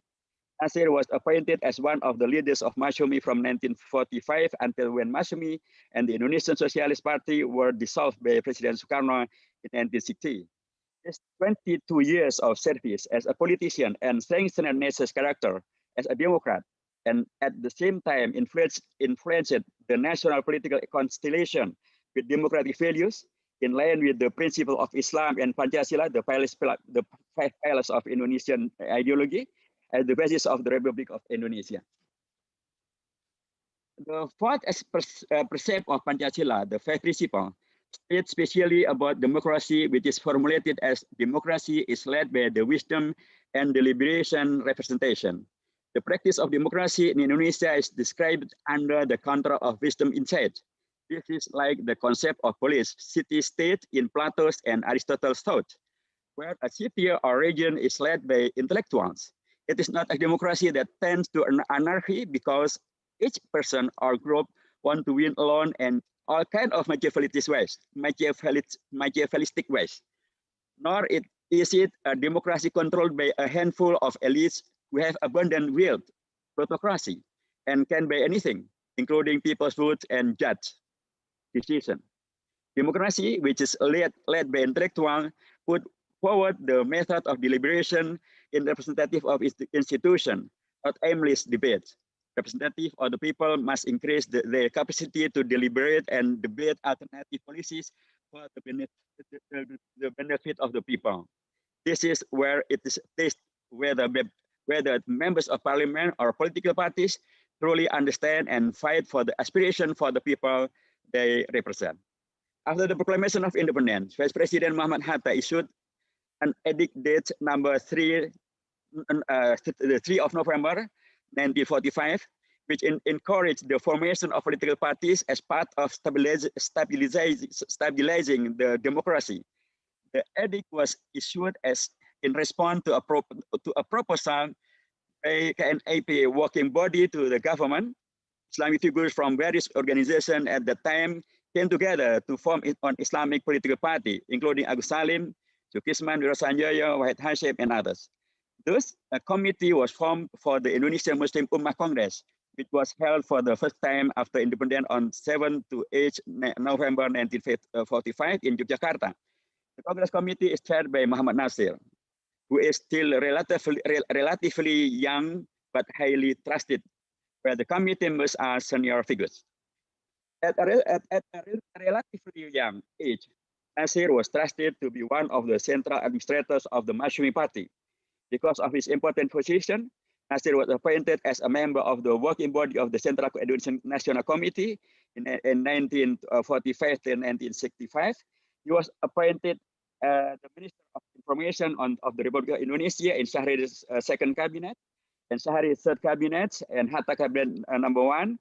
Nasir's role in putting the work mechanism of the Indonesian Ministry of Information was very prominent, especially in spreading the news of Indonesian independence and building communication between government units in times of the emergency condition. And in fact, according to Mr. Muhammad Hatta, at the time, the President, Mr. Bung Karno, did not want to set a government formation if it was not compiled by Brother Mohammad Nasir. His position as a chairman of the Islamic Party, Masyumi, didn't limit his interaction with national figures from various backgrounds. He believes that the path of dialogue and deliberation will solve many national problems. His very bold initiative to submit the integration bill, the 3rd of April 1950, to the Parliament and the Constituent to end the era of the Federal Republic of Indonesia toward the unitary state of the Republic of Indonesia. All of the historic achievements were pursued through dialogue with regional leaders who led the states, the Federal Republic of Indonesia, not by coercion or political pressure. He collected support from all nationalist factions, including Catholic and Christian parties. Natsir has good relationship with Catholic Ignatius Joseph Casimo and Christian leaders such as Johann Slemina.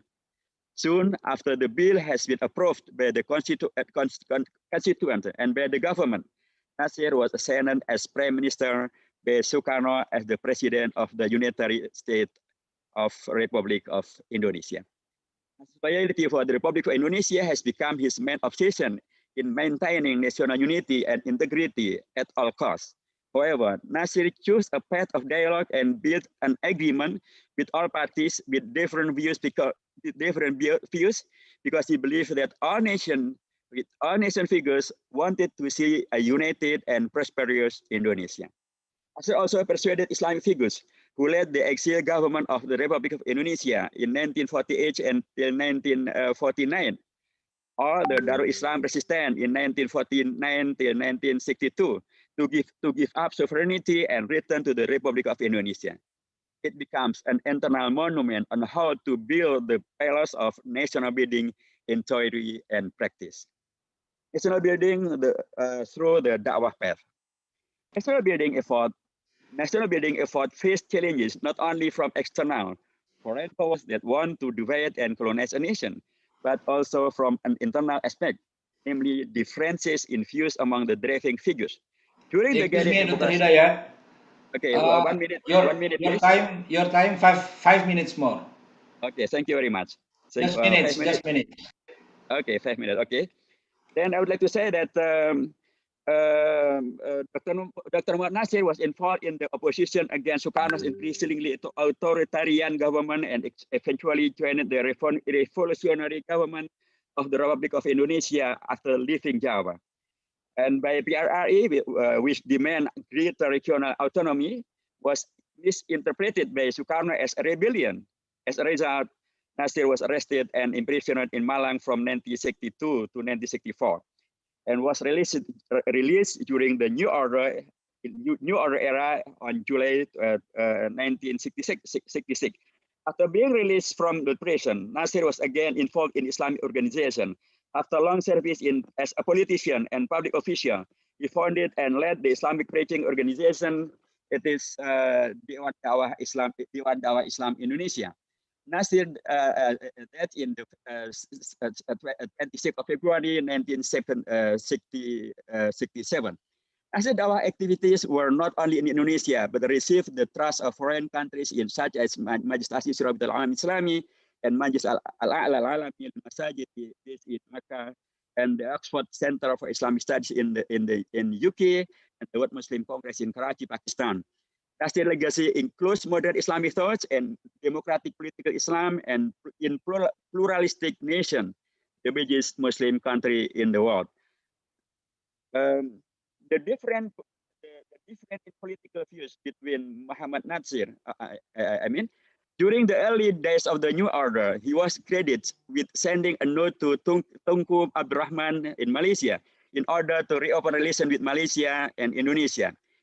In addition, he was also one who contacts the Kuwait government to invest in Indonesia and convinced the Japanese government of the New Order's seriousness in developing the country. The difference in political views between Mohammad Nasir and Suharto didn't prevent him from contributing to saving Indonesia from the political and economic crisis at the start of the New Order, but he used his Islamic influence to contact Malaysia and Kuwait. Nasir mobilized all his potential and connection with the outside world to build international trust to the Indonesian government. In fact, he himself often experiences political pressure.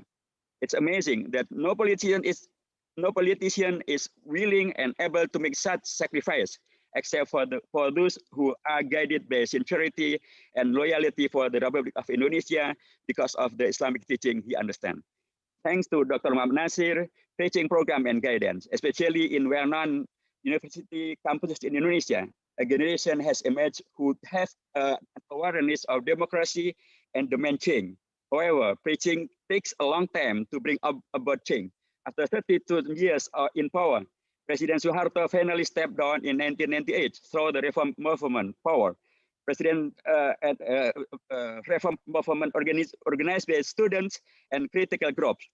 One of the important components of the 1998 reform movement was activists of the Islamic Preaching Association in campus, Lembaga Dakwah Campus, which was none other than the work of Nasir and his friend in fostering the younger generation.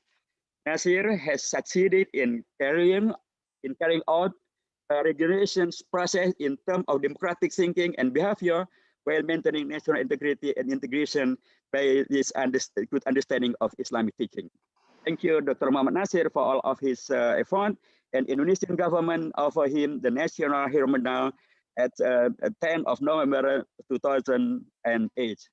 That is the life journey and struggle of Dr. Mohammad Nasir in realizing Indonesia independent and strengthening national building by the three important paths: politically and educationally and Islamically, or Islamic preaching, that has been taken by Pak Nasir in the field of education, politics, and da'wah, are an inspiration, or a very good inspiration for the next generation.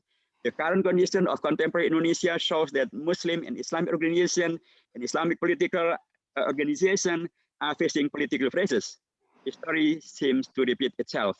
Dr. Muhammad Nasir's prescription for maintaining the integrity of Islam parties in the arena of democracy and maintaining nationalism spirit is still very relevant till it relation with another nation And thank you very much. Jazakumullah khairan. Assalamualaikum warahmatullahi wabarakatuh. Waalaikumsalam warahmatullahi wabarakatuh. Jazakallah Ustaz Dr. Hidayat Nur Wahid. Now we come to Dr. Fadlizon with the topic of Islam and democracy, Mohammad Nasir, political thought.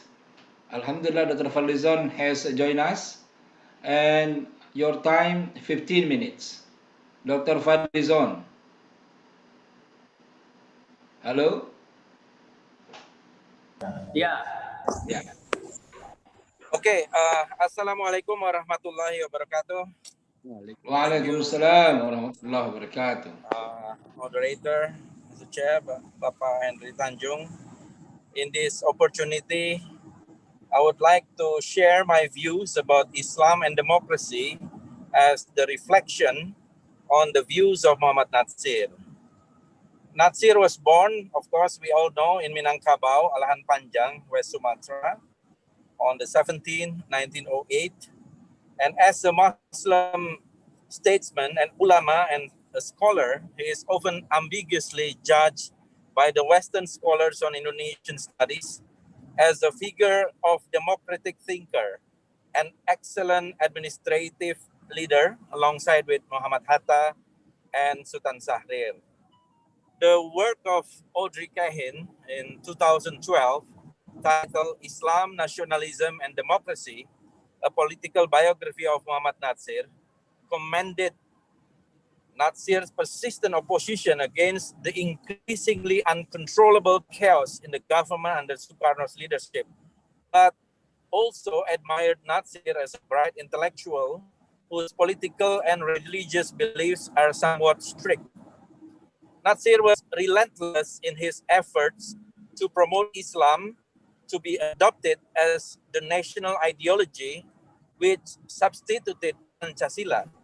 Natsir's determination had painted him as someone who shared the belief of Kartosuwiryo as well as other figures of Darul Islam.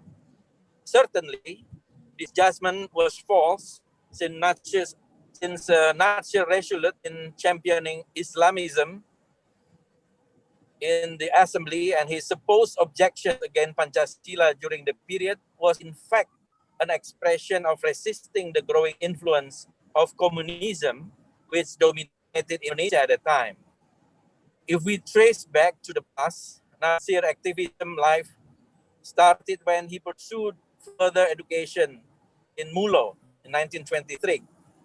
After his graduation, he moved to Bandung, West Java, and continued studying at the AMS. This is like high school, and finished in 1930. So in AMS, Natsir became chairperson of Young Islamic Bond, Bandung, a pioneer in Islamic youth movement in the early 20th century. So he also established an Islamic education institution in Bandung, which attempted to blend Islamic education and secular curricula.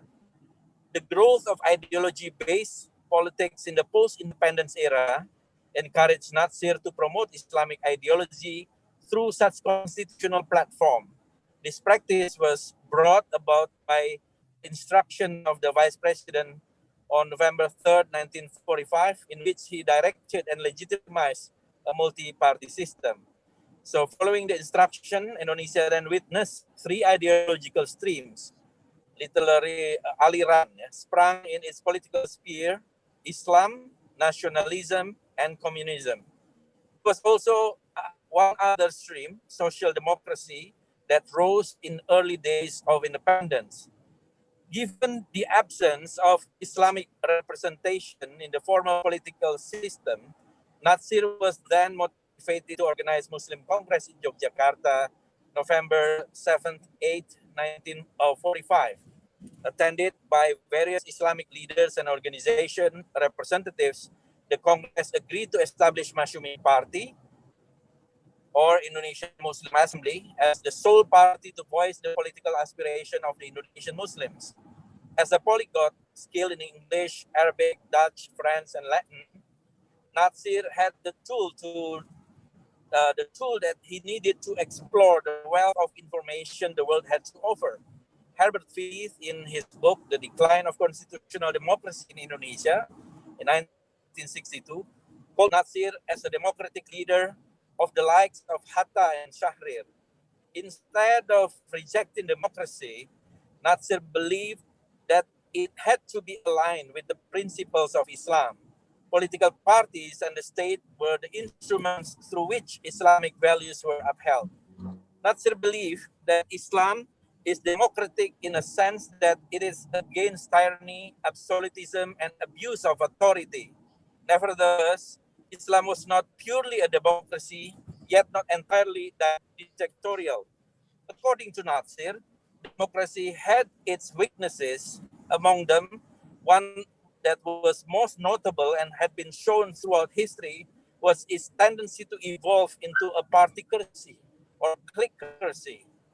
He had also served various key positions in the government, from member of the Executive Committee of the Central Indonesian National Committee, Minister of Information, member of Temporary House of Representatives, and of course, Prime Minister.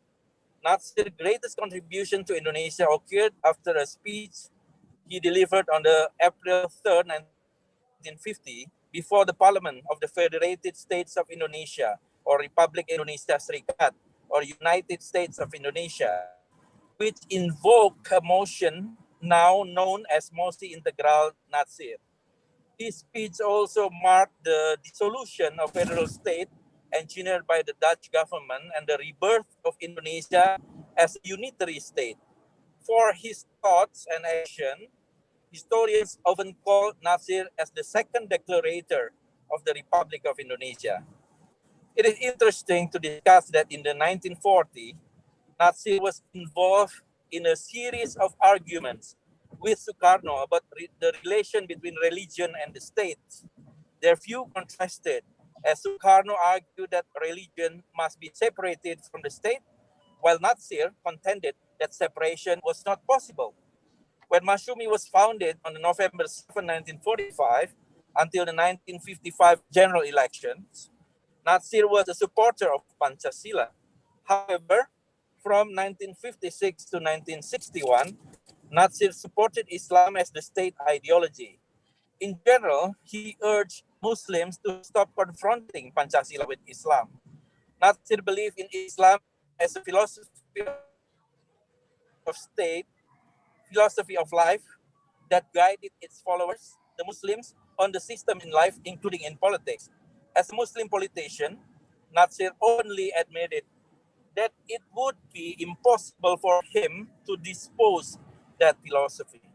Nevertheless, Natsir realized that the Holy Quran and Sunnah alone could not ensure the adherence of humankind to Islam. For Natsir, religion and the state were inseparable. He further believed that Indonesian nationalism should be Islamic nationalism, which was consistent with his view on Islam as a national philosophy and an ideology. To quote Natsir's favorite thinker, Montgomery Watt, Islam is more than a religion. It is a complete civilization. Thus, religion becomes the foundation of state life that concern both its people and rulers' behaviors. That is why Sharia in Islam is inherent. The Quran and the Sunnah provide Sharia, while the state strengthens it. In this case, religion needs the state because the presence of a state allows religion to flourish. Conversely, the state also needs religion because religion provides the ethical and moral spiritual guidance that support its growth.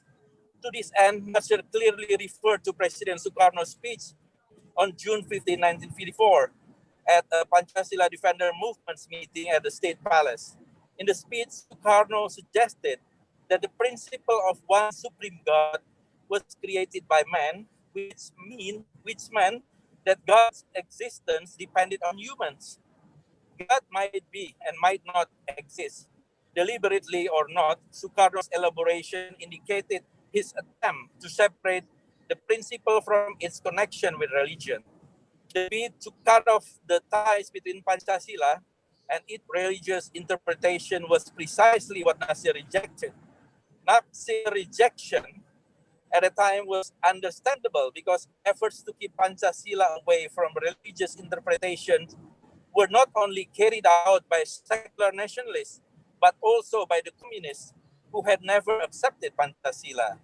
Sukarno's Pancasila formulation, for example, put the belief in God principle last. In the ratified version, the principle was replaced with one supreme God and became the first principle in Pancasila.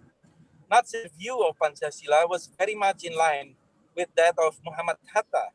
According to Hatta, Pancasila consisted of two layers of foundation, the moral foundation and the political foundation. With this recognition, people must start being mindful.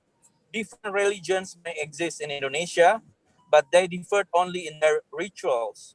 Meanwhile, their deeds were similar, upholding truth, justice, virtue, and honesty to protect the nation. So I would like to highlight that Nazi's rejection of Pancasila in 1957 was not a rejection of Pancasila itself. It must be understood as rejection towards a historical secularist interpretation of Pancasila, which happened to be the mainstream in Indonesian politics after the rise of communist group in 1950s. The nationalist group for Excuse me, your time 5 minutes more. okay. The nationalist group, for example, was heavily influenced by the attitude of communists. Moreover, politically, President Sukarno himself at the time appeared to be closer and trust the PKI or the Indonesian Communist Party leaders more than the PNI leaders, despite the fact that he founded and set ideology of PNI or the nationalists. Then Natsir reached the peak of his political power in 1950-51 when he was appointed as the Prime Minister of the Republic of Indonesia in the post-revolution first cabinet. His achievement was due to the success of Mosi Integral, coined by Nasir to reunite Indonesia's territories previously divided into several federation countries by the Dutch. Following the success of Mosi Integral, Asabafagi, a journalist from Harian Merdeka, asked President Sukarno about the person who would be appointed Prime Minister. Sukarno firmly replied, none other than Natsir from Ashumi. They have the conception to save the Republic through the Constitution. Through Mosi Integral, Nasir gained the support from various political groups along the right and left wings. The fact that Insinyur Sukirman, a figure from the Communist Party, was willing to sign the motion gave Natsir considerable political credit. He managed to persuade the members of DPR from the Federated States of Indonesia and state officials to return the unitary state of the Republic of Indonesia, as one proclaimed 17 August 1945. So the acceptance showed that Nasir's political idea was able to break down the barriers of political streams. Natsir Mosi Integral pushed Sukarno to reproclaim NKRI, or the unitary state of the Republic of Indonesia, August 17, 1950. In conclusion, in expressing Islamism, Natsir was distinct from Kartoswiryo and other Darul Islam figures. He was the bridge that returned and accepted Darul Islam figures to the Republic. Hence, judging Natsir from the DITII, the Darul Islam incident perspective, would be inaccurate. The silver lining would be Pancasila can be a unifying philosophy if it continues to be based on Islam, Indonesia's largest component. Last but not least, I believe that Nasir's idea was brought throughout his political career and da'wah is still relevant to discuss and further respond the current political juncture in our world. Thank you very much, and I look forward for further hearing from your thoughts and views in this matter. Wassalamualaikum warahmatullahi wabarakatuh. Waalaikumsalam warahmatullahi wabarakatuh. Jazakallah, Dr. Fadlizon. Very clear and very nationalistic about the personality of the Dr. Muhammad Nasir. Thank you very much again. And now we come to Dr. Sajjad Ahmad Padi from Aligarh Muslim University. He got doctorate from the Department of Islamic Studies. And his topic is perfectness of nation building, emphasizing in the personalities of Dr. Muhammad Nasir and Abul Kalam Azad study. Dr. Sajjad Ahmad Padi. Allah, unfortunately, the camera of my laptop is not working properly. I apologize for that. I think it is important to visualize my PowerPoint presentation instead of visualizing my face. So I am sharing my power presentation with you. Yes, yes. Okay, thank you. Okay. Right. Make it full. Yeah. Okay. Okay. Right. So thank you very much for both iOS and the organizers from the Indonesia who give me a chance to present my submissions before you. To start with nation building, actually the nation building, what it mean? It means actually the constructing and structuring the identities, and which are actually the step for the stability and viability of nations, which we can see in the progressions like economic development, political stability, health equipment facilities, and education development. And my topic is actually the nation building under the paradigm of educational development for both these scholars. Actually they are both nationalist scholars. They are the key roles in leading their countries for freedom.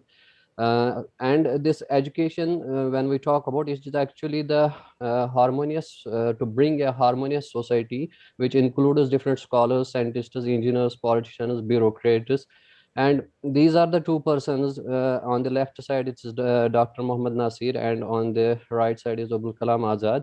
So far from the since from the morning there have been a lot of talking about the life of Mohammad Nasir. So I will skip that portion. I will just put your attention for the some key pointers towards what is common between the Nasir and Azad's life.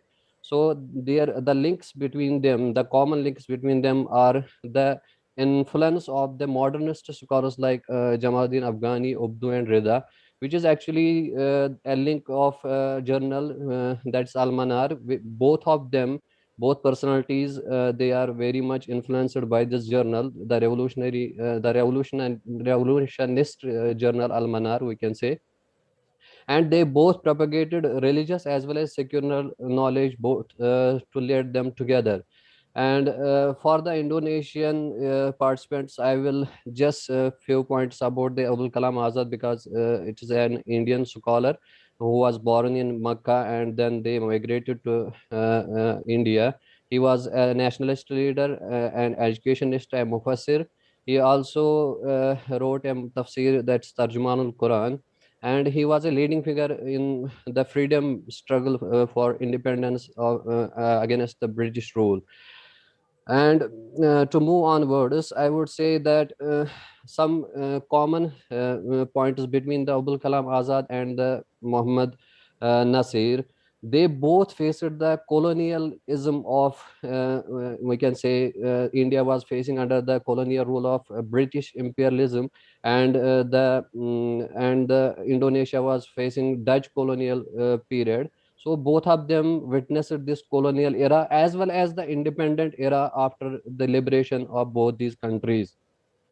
So there are very much influence about this colonial period as well as the independence. And after independence, both of them became the key figures in the administration also.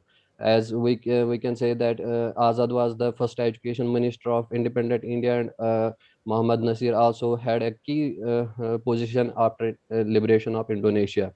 So the influence of Dutch colonial period, the educational, as we know that their education system was based on Western.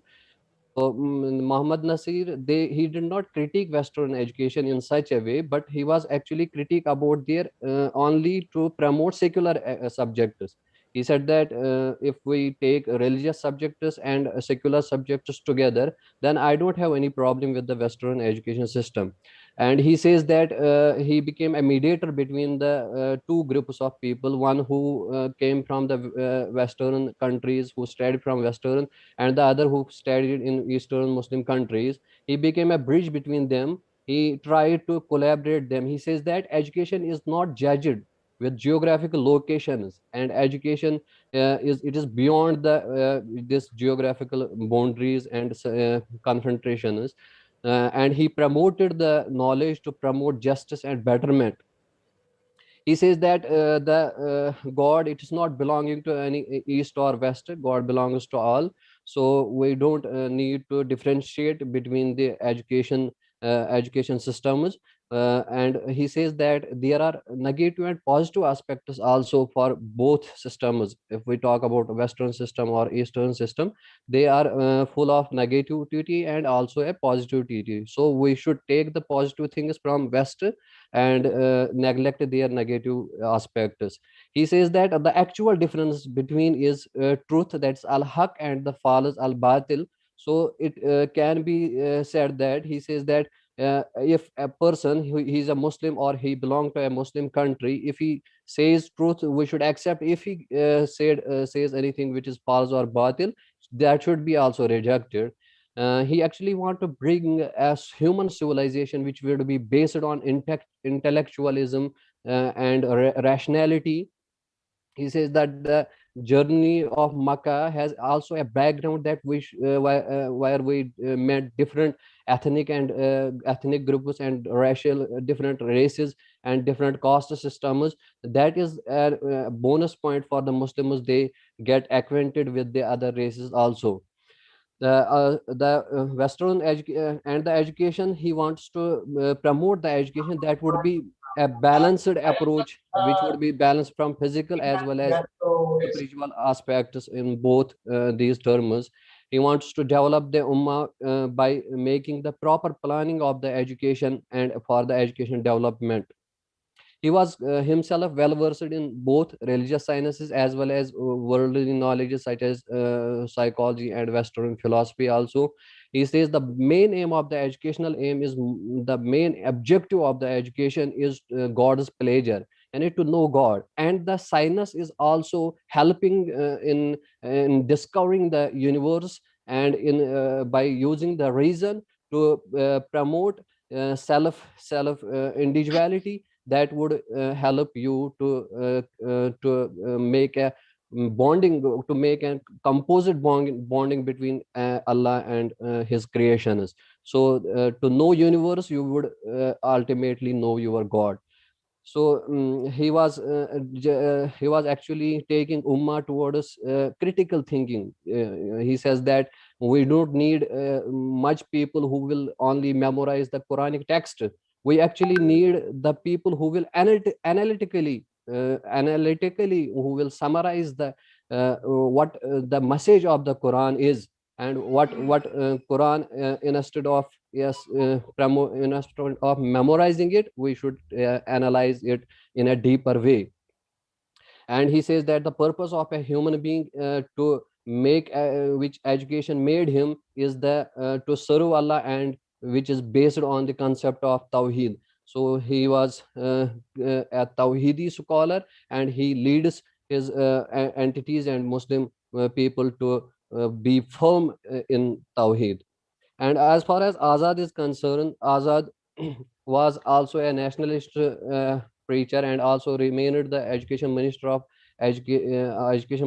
independent India. He has no formal schooling, as his father, namely Khairuddin Ahmad, had no faith in the Western education. So whatever Azad gained in this field, he himself acquainted with certain scholars and promoted his education thought in Western philosophy and other Western secular sciences. So his education thought is based on the metaphysical dimension, which is an inner faith of a man in the divine existence. He says that the responsibility of man towards God is to have faith in his attributes, and towards universe aimed at transformation of man's personality by enjoining virtues and forbidding vices. He says that human beings inherited the qualities of God as being his vicegerents, and Azad was the architect of, we can say, modern education system of India, especially in Indian context. We can say about among Muslims, he was a modern architect of modern education. He was acquainted with both modern as well as tradition form of education. He sought for a learning society through liberal, modern, and universal education. He wants to combine the Indian arts and rationalism of Western sciences. He was of the view that religion and science are not contradictory, rather help us in understanding the nature of universe and the religion, the secrets of universe. He was deeply impressed by the advances made in the West in the realm of elementary education for children. Azad was impressed by the French philosopher Rousseau and agreed his advocacy of child necessity and ability to grasp the truth through his own sights. He believed that to serve the purpose of medium of instruction, the provincial language needs to be developed. Azad found the curriculum in the Islamic madrasas fundamentally narrow, with a significant omission of mathematics, which is the basics of science and technology. And after being 11 years in the ministry, Azad made some progressive changes. Excuse me, Sajjad, you have 5 minutes more. Okay, thank you. He made some progressive changes in the history of education development of India. Some important developments, we can say, his important developments, such as he made the University Education Commission in 1948, Secondary Education Commission in 1952, All Indian Council for Technical Education, establishment of numerous laboratories of scientific research, established University Grants Commission with considerable financial resources in 1956. He and one more important thing in Azad's journey, which is something unique in its existence, that he equally gave importance to women education, as they are the citizens of free India as men. And towards this women education, I didn't find anything about Mohammad Nasir that he worked in this field. So it is unique in Azad's stance that he moved a foot onwards, that he gave equal importance to women education. He was of the view that Prophet Muhammad sallallahu alaihi wasallam encouraged his companions to give knowledge from all possible ways, all possible sources. He believed that modern sciences are not contradictory with Islam and doesn't lead to atheism. Azad also emphasizes on culture and heritage of education is complete. He says that incomplete at all levels. Without art, culture, and music, it is not, the education is not complete. And this another thing which is distinguished Azad from Muhammad Nasir is that he promoted music also, music and arts and culture of India also, which I don't find Muhammad Nasir did something in this field. So to conclude my presentation, I would say that the common things which these personalities highlighted, that both faced the colonial period of British and Dutch respectively, and both were well versed in Western as well as Islamic education system, and both of them promoted science and reason with Islamic ethics, Islamic language, and Islamic culture, and some distinguished things which are between them, as I talked before, that women education, Azad promoted women education, music, culture, etc. But Muhammad Nasir didn't do anything in that field. Thank you very much. All right, Jazakallah, Dr. Sajjad Ahmad Padi. To all participants and audiences, after the last presentation by Ms. Hes Kasanas, we have 15 minutes to 30 minutes about the question and answer session. If you want to ask any question, just write down in the Q&A in the bottom of the screen. There is Q&A. Okay, so just write down your question and I will read it and I will address to the speakers. Okay, now I call Miss K. Hassan Nas. He is Islamic scholar, researchers. Sorry? Kehkeshan Naz. Nas. Sorry.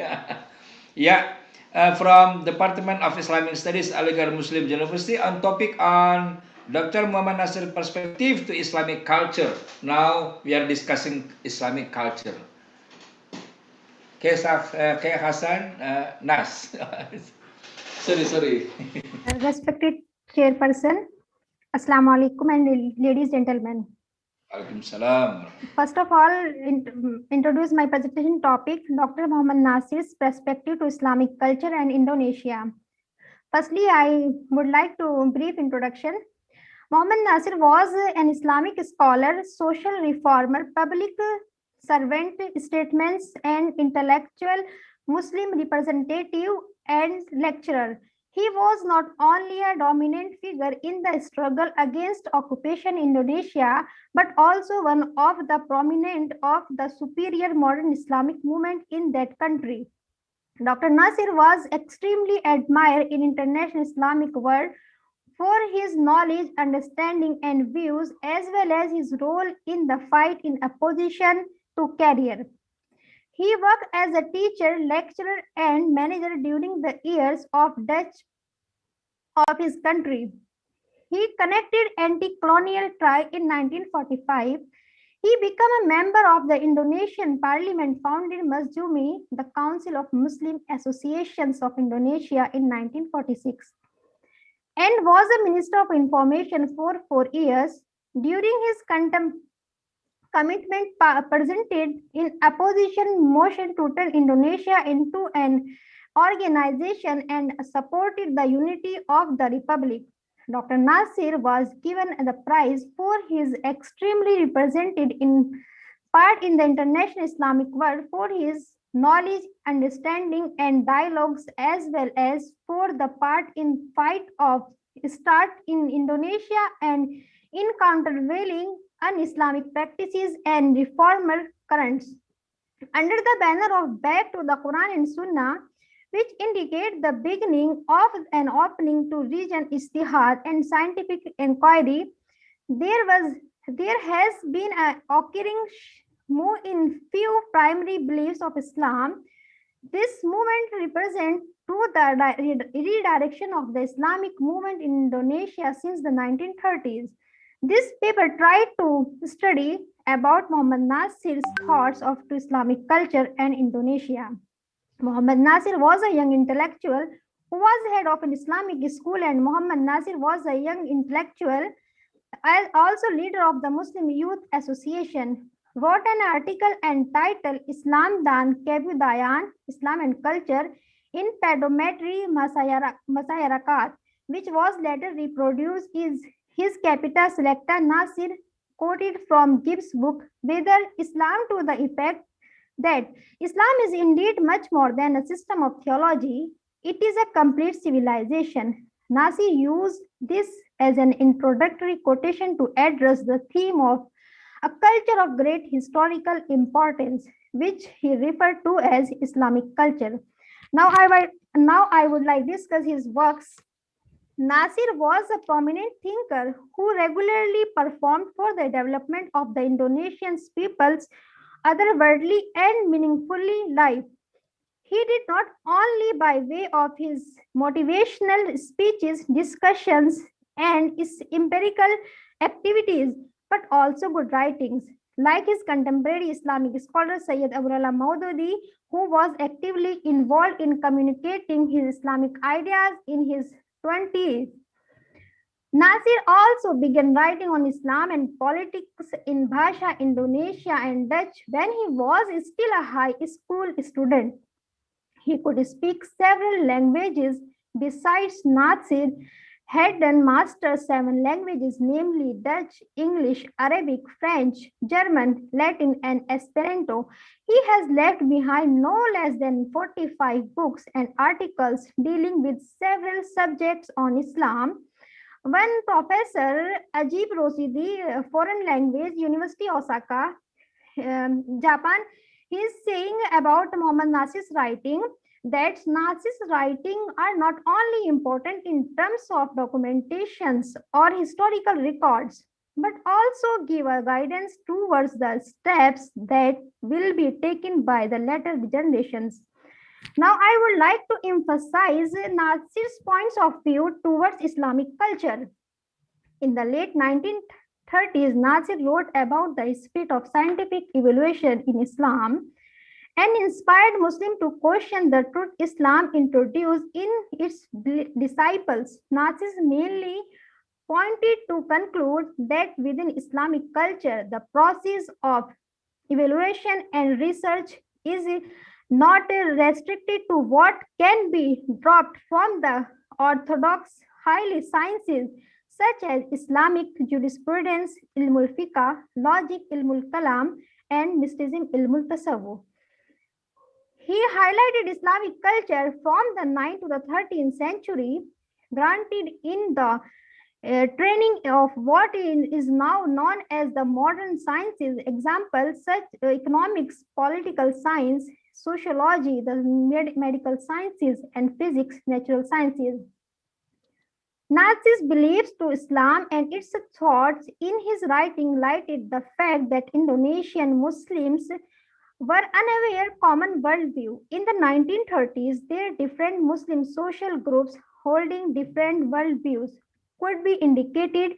First, there were Muslims whose thinking on life was joined by traditional religious instruction or education as reflected in the traditional religious sciences, logic, Islamic jurisprudence, and mysticism.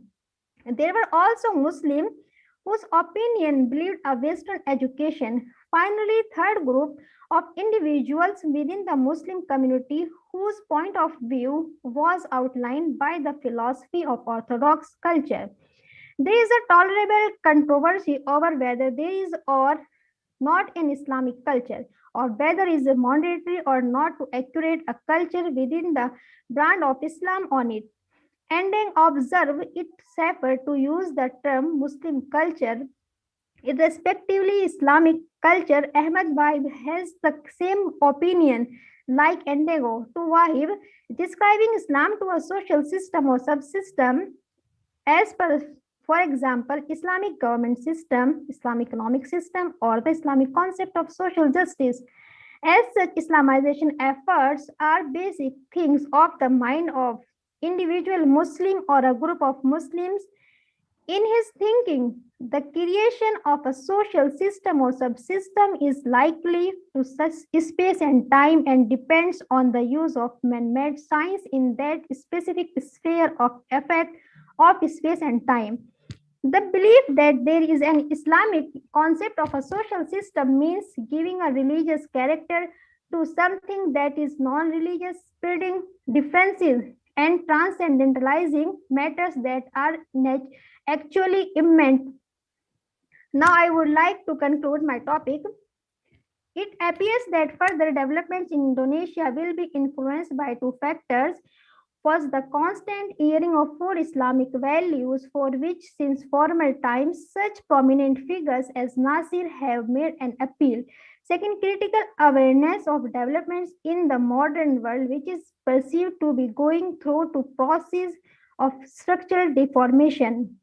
Mohammad Nasir's opinion of Islamic culture is understandably reviewed in numbers of chances and events. According to him, Islam as a religion does not only lessen the question of devotion but also support the several proportions of human life that are wonderfully organized in Islamic teachings with the fundamental instruction of the Quran.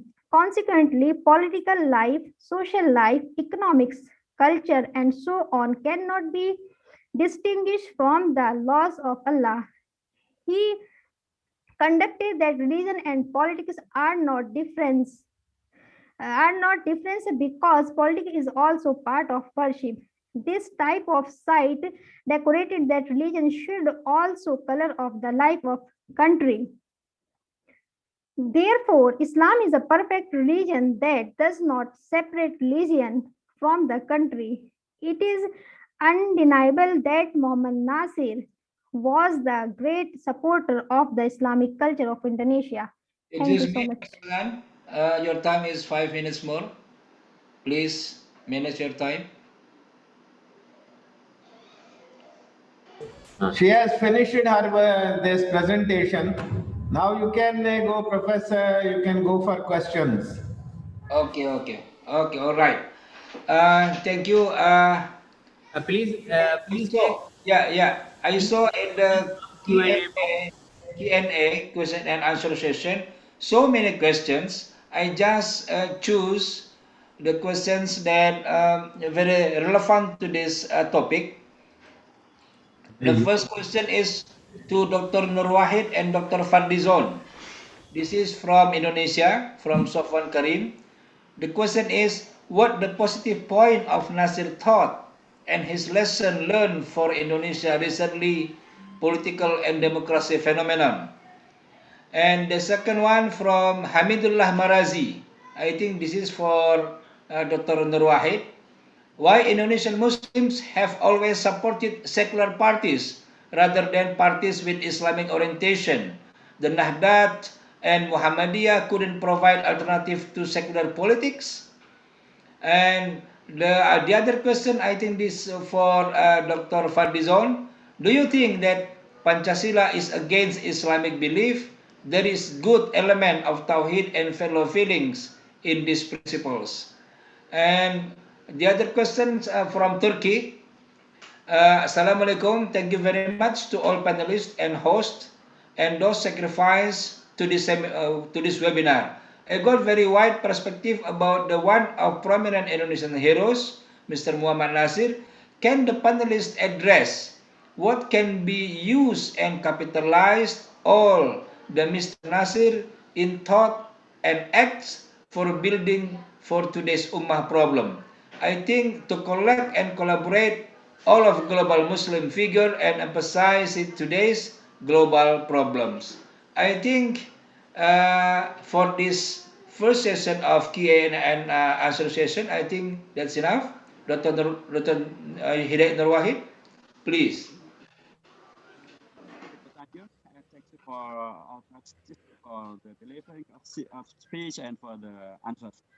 About what is the positive things about the positive point of the Dr. Muhammad Nasir thought for Indonesian people and Muslim people in Indonesia, I think one of the very important thing is about giving the fact, giving the fact and clear data that actually there is no need to separate between you as a Muslim and you as the Indonesian citizen. Dr. Muhammad Nasir give us the clearly fact that yes, you become the Muslim and you become the Indonesian people. It can to be practiced, and he practiced it very clearly and very well and very success in it. Therefore, there is no need again to make such the contradicting thing about Islam as ideology, Islam as thought, and Islam as practice, and the citizenship to be practiced and democracy to be practiced. You can practice democracy as Indonesian citizen, and you can, in the same time, practice Islamic Sharia, Islamic thought, and Islamic ideology. And this is what practiced by Dr. Muhammad Nasir, and he succeeded in practicing it, and especially in coming with the unitary of the Republic of Indonesia, because before it was changed by the Dutch colonialism as the not again as the unitary state, but as a federal state. I think the person that struggled for it, only the person that understand well about the verse of Al-Quran, wa'tasimu bihablillahi jami'an wa la tafarraqu, and at the same time he understand well about the unit of Indonesia democratically and as the purpose of Indonesian independence. This is the first question, I think. And the second one, why the Indonesian people, the majority of them support the secular political parties rather than the Islamic political parties. Yes. Yeah, actually, this is another question from us also for our brothers in Indonesia, where they, and it is actually not only practiced in the last decades, but from the first beginning of the general election in Indonesia held in 1955. And at the time, there's Dr. Muhammad Nasir as the leader of Masyumi, the Majlis Syura Muslimin of Indonesia, the biggest political party at the time. From that first beginning of the national election, the majority of Muslim not give the the vote for the winning of Islamic political party. Yes, the Maisumi and Nahdlatul Ulama party get not less than 43% of the vote, but still the majority is for National Indonesian Party. It's PNI led by Sukarno. Actually, this is another challenge for Muslim political party to solve it, and we hope that by the long practice of democracy and by better understanding about the Islam and its relation with the political activities, and also by the better practicing of Indonesian Islamic political parties, we hope that in the future there will be the good map of the strength of the Islamic political party, and at the time Muslim Ummah in Indonesia can vote and successing the Islamic political party in Indonesia. Thank you. Yeah, thank you, Dr. Hidayat Nur Wahid. Yeah, Brother Muhammad Siddiq, you want to speak something? Yes, thank you very much. Bismillah ar-Rahman ar-Rahim. I would like to comment on the presentation by Dr. Sajjad Ahmad Padi. He had made a very beautiful presentation, particularly on comparing ideas and thinking of Dr. Mohammad Nasir and Dr. Abdul Kalam Azad. Both are Muslim leaders, one from Indonesia, Nasir, and Kalam Azad from Pakistan, from India. I think he has perhaps not had the information about the attitude or policy of Dr. Mohammad about education, which he said missing in terms of including music or culture.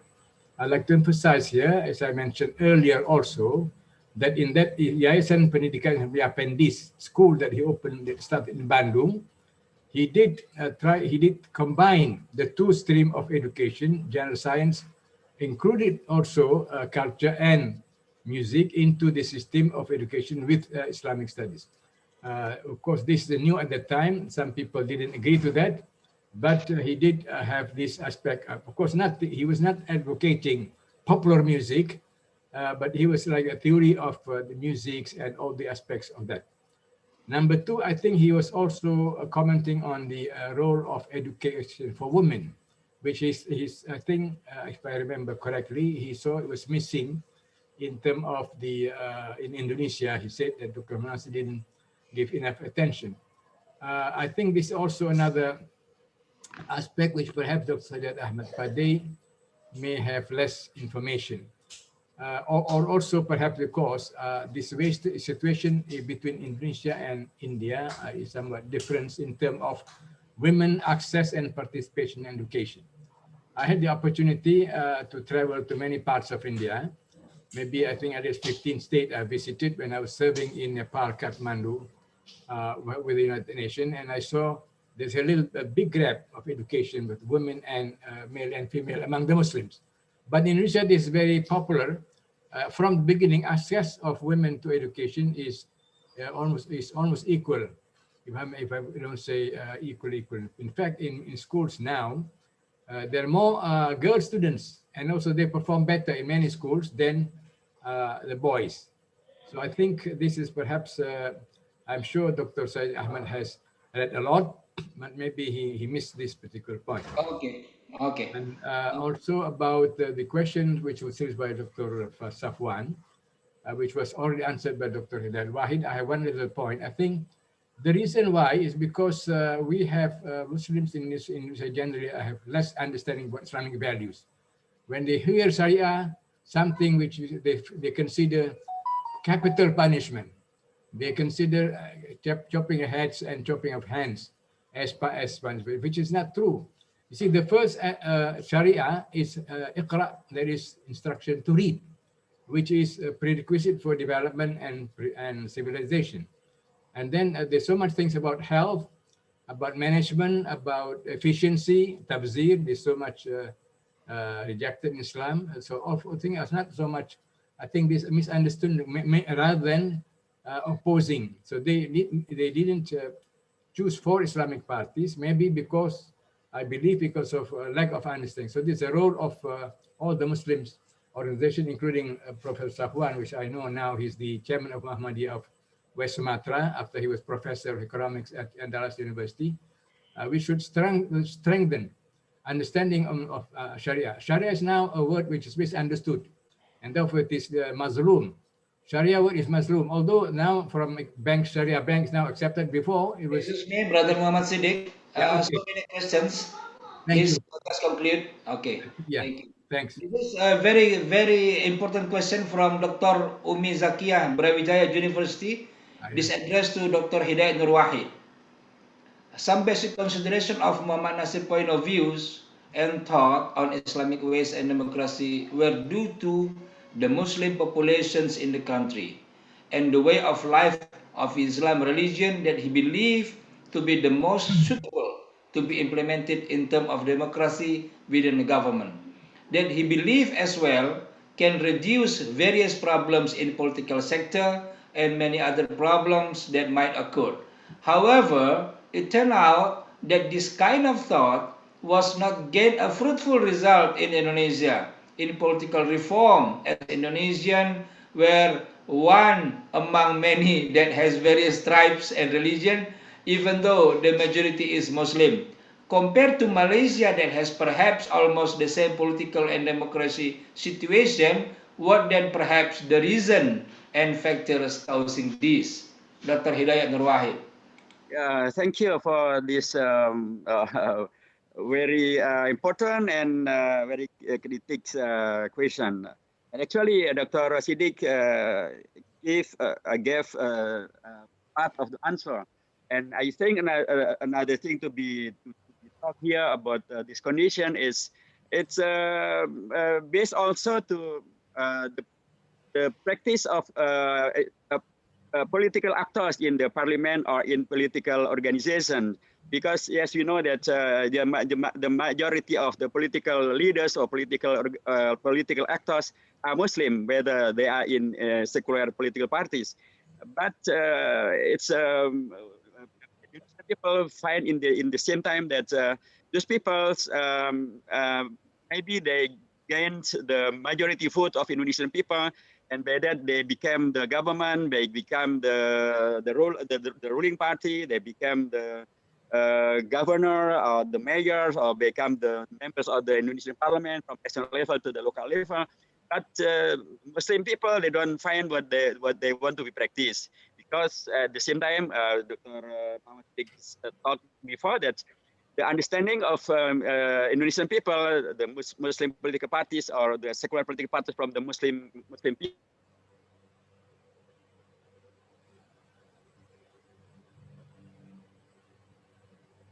Oops, there is a problem of signal. Okay. Now, and Islam, and it to be practiced in their role. By that, I want to say that it is not the challenge actually for the Muslim activists and also for the Muslim leaders in maybe in Islamic political parties or in secular political parties to in the future to give another proof to the Indonesian voters. Maybe there are Muslim activists or non-Muslim activists that by the coming of the periods and by the coming of some come and go as the ruling party or not ruling party, but they can also practice the better. They can study from the experiences practiced before, and by that they give another good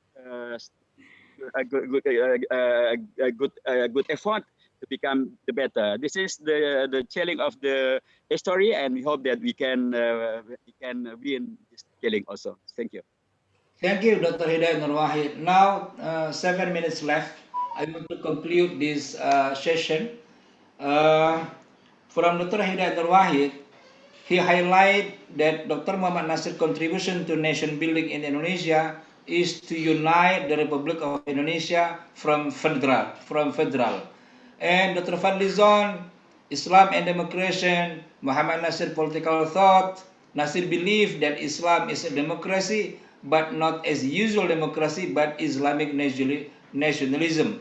Islam is not only religion, it is a complete civilization.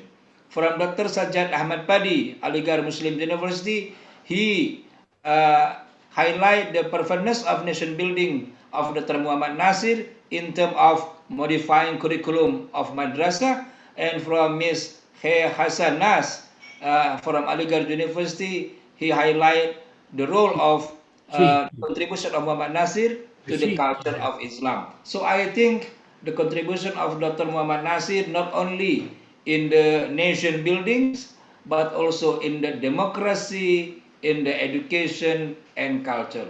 I think I conclude this session, and I will turn back to Professor Wani. Okay. Thank you, Professor. And thank you, Professor. And I have to just say we are grateful to all the participants and resource persons and all friends, organizers, technical staff. And then tomorrow we'll be again here according to Indian time at 10:30. And that may be 12 according to the Indonesian time. So inshallah, tomorrow we'll be back to the conference, to the next technical session, and accordingly we'll proceed with it, and then go into the second day of our this international conference. Wish a good time to all of you. So I said according to Indian time it will be 10:30, and according to Malaysian time it may be 12. So all know it, and okay. Malaysian time will be 1 o'clock. To all of you, and have a good night. Malaysian time will be 1 o'clock. Malaysian time will be 1 o'clock. Indonesian time will be 12 o'clock. Yeah. Malaysian time will be 1 o'clock, 1 p.m. Malaysian time will be 1 p.m. It will be, according to Indian time, 10:30, and according to Indonesian time, it will be 1. Well, yes, in Malaysian time is 1 o'clock. Okay. 1 p.m. So accordingly, we'll go by that. So God bless you all. Meeting, inshallah, tomorrow again. And then take it to the conclusion. And then we may proceed for other programs also in future.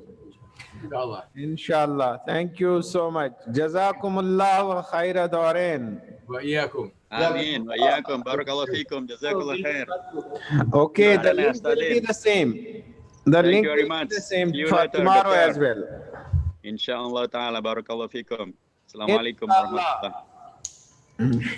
Inshallah. Dr. Abdul Wani.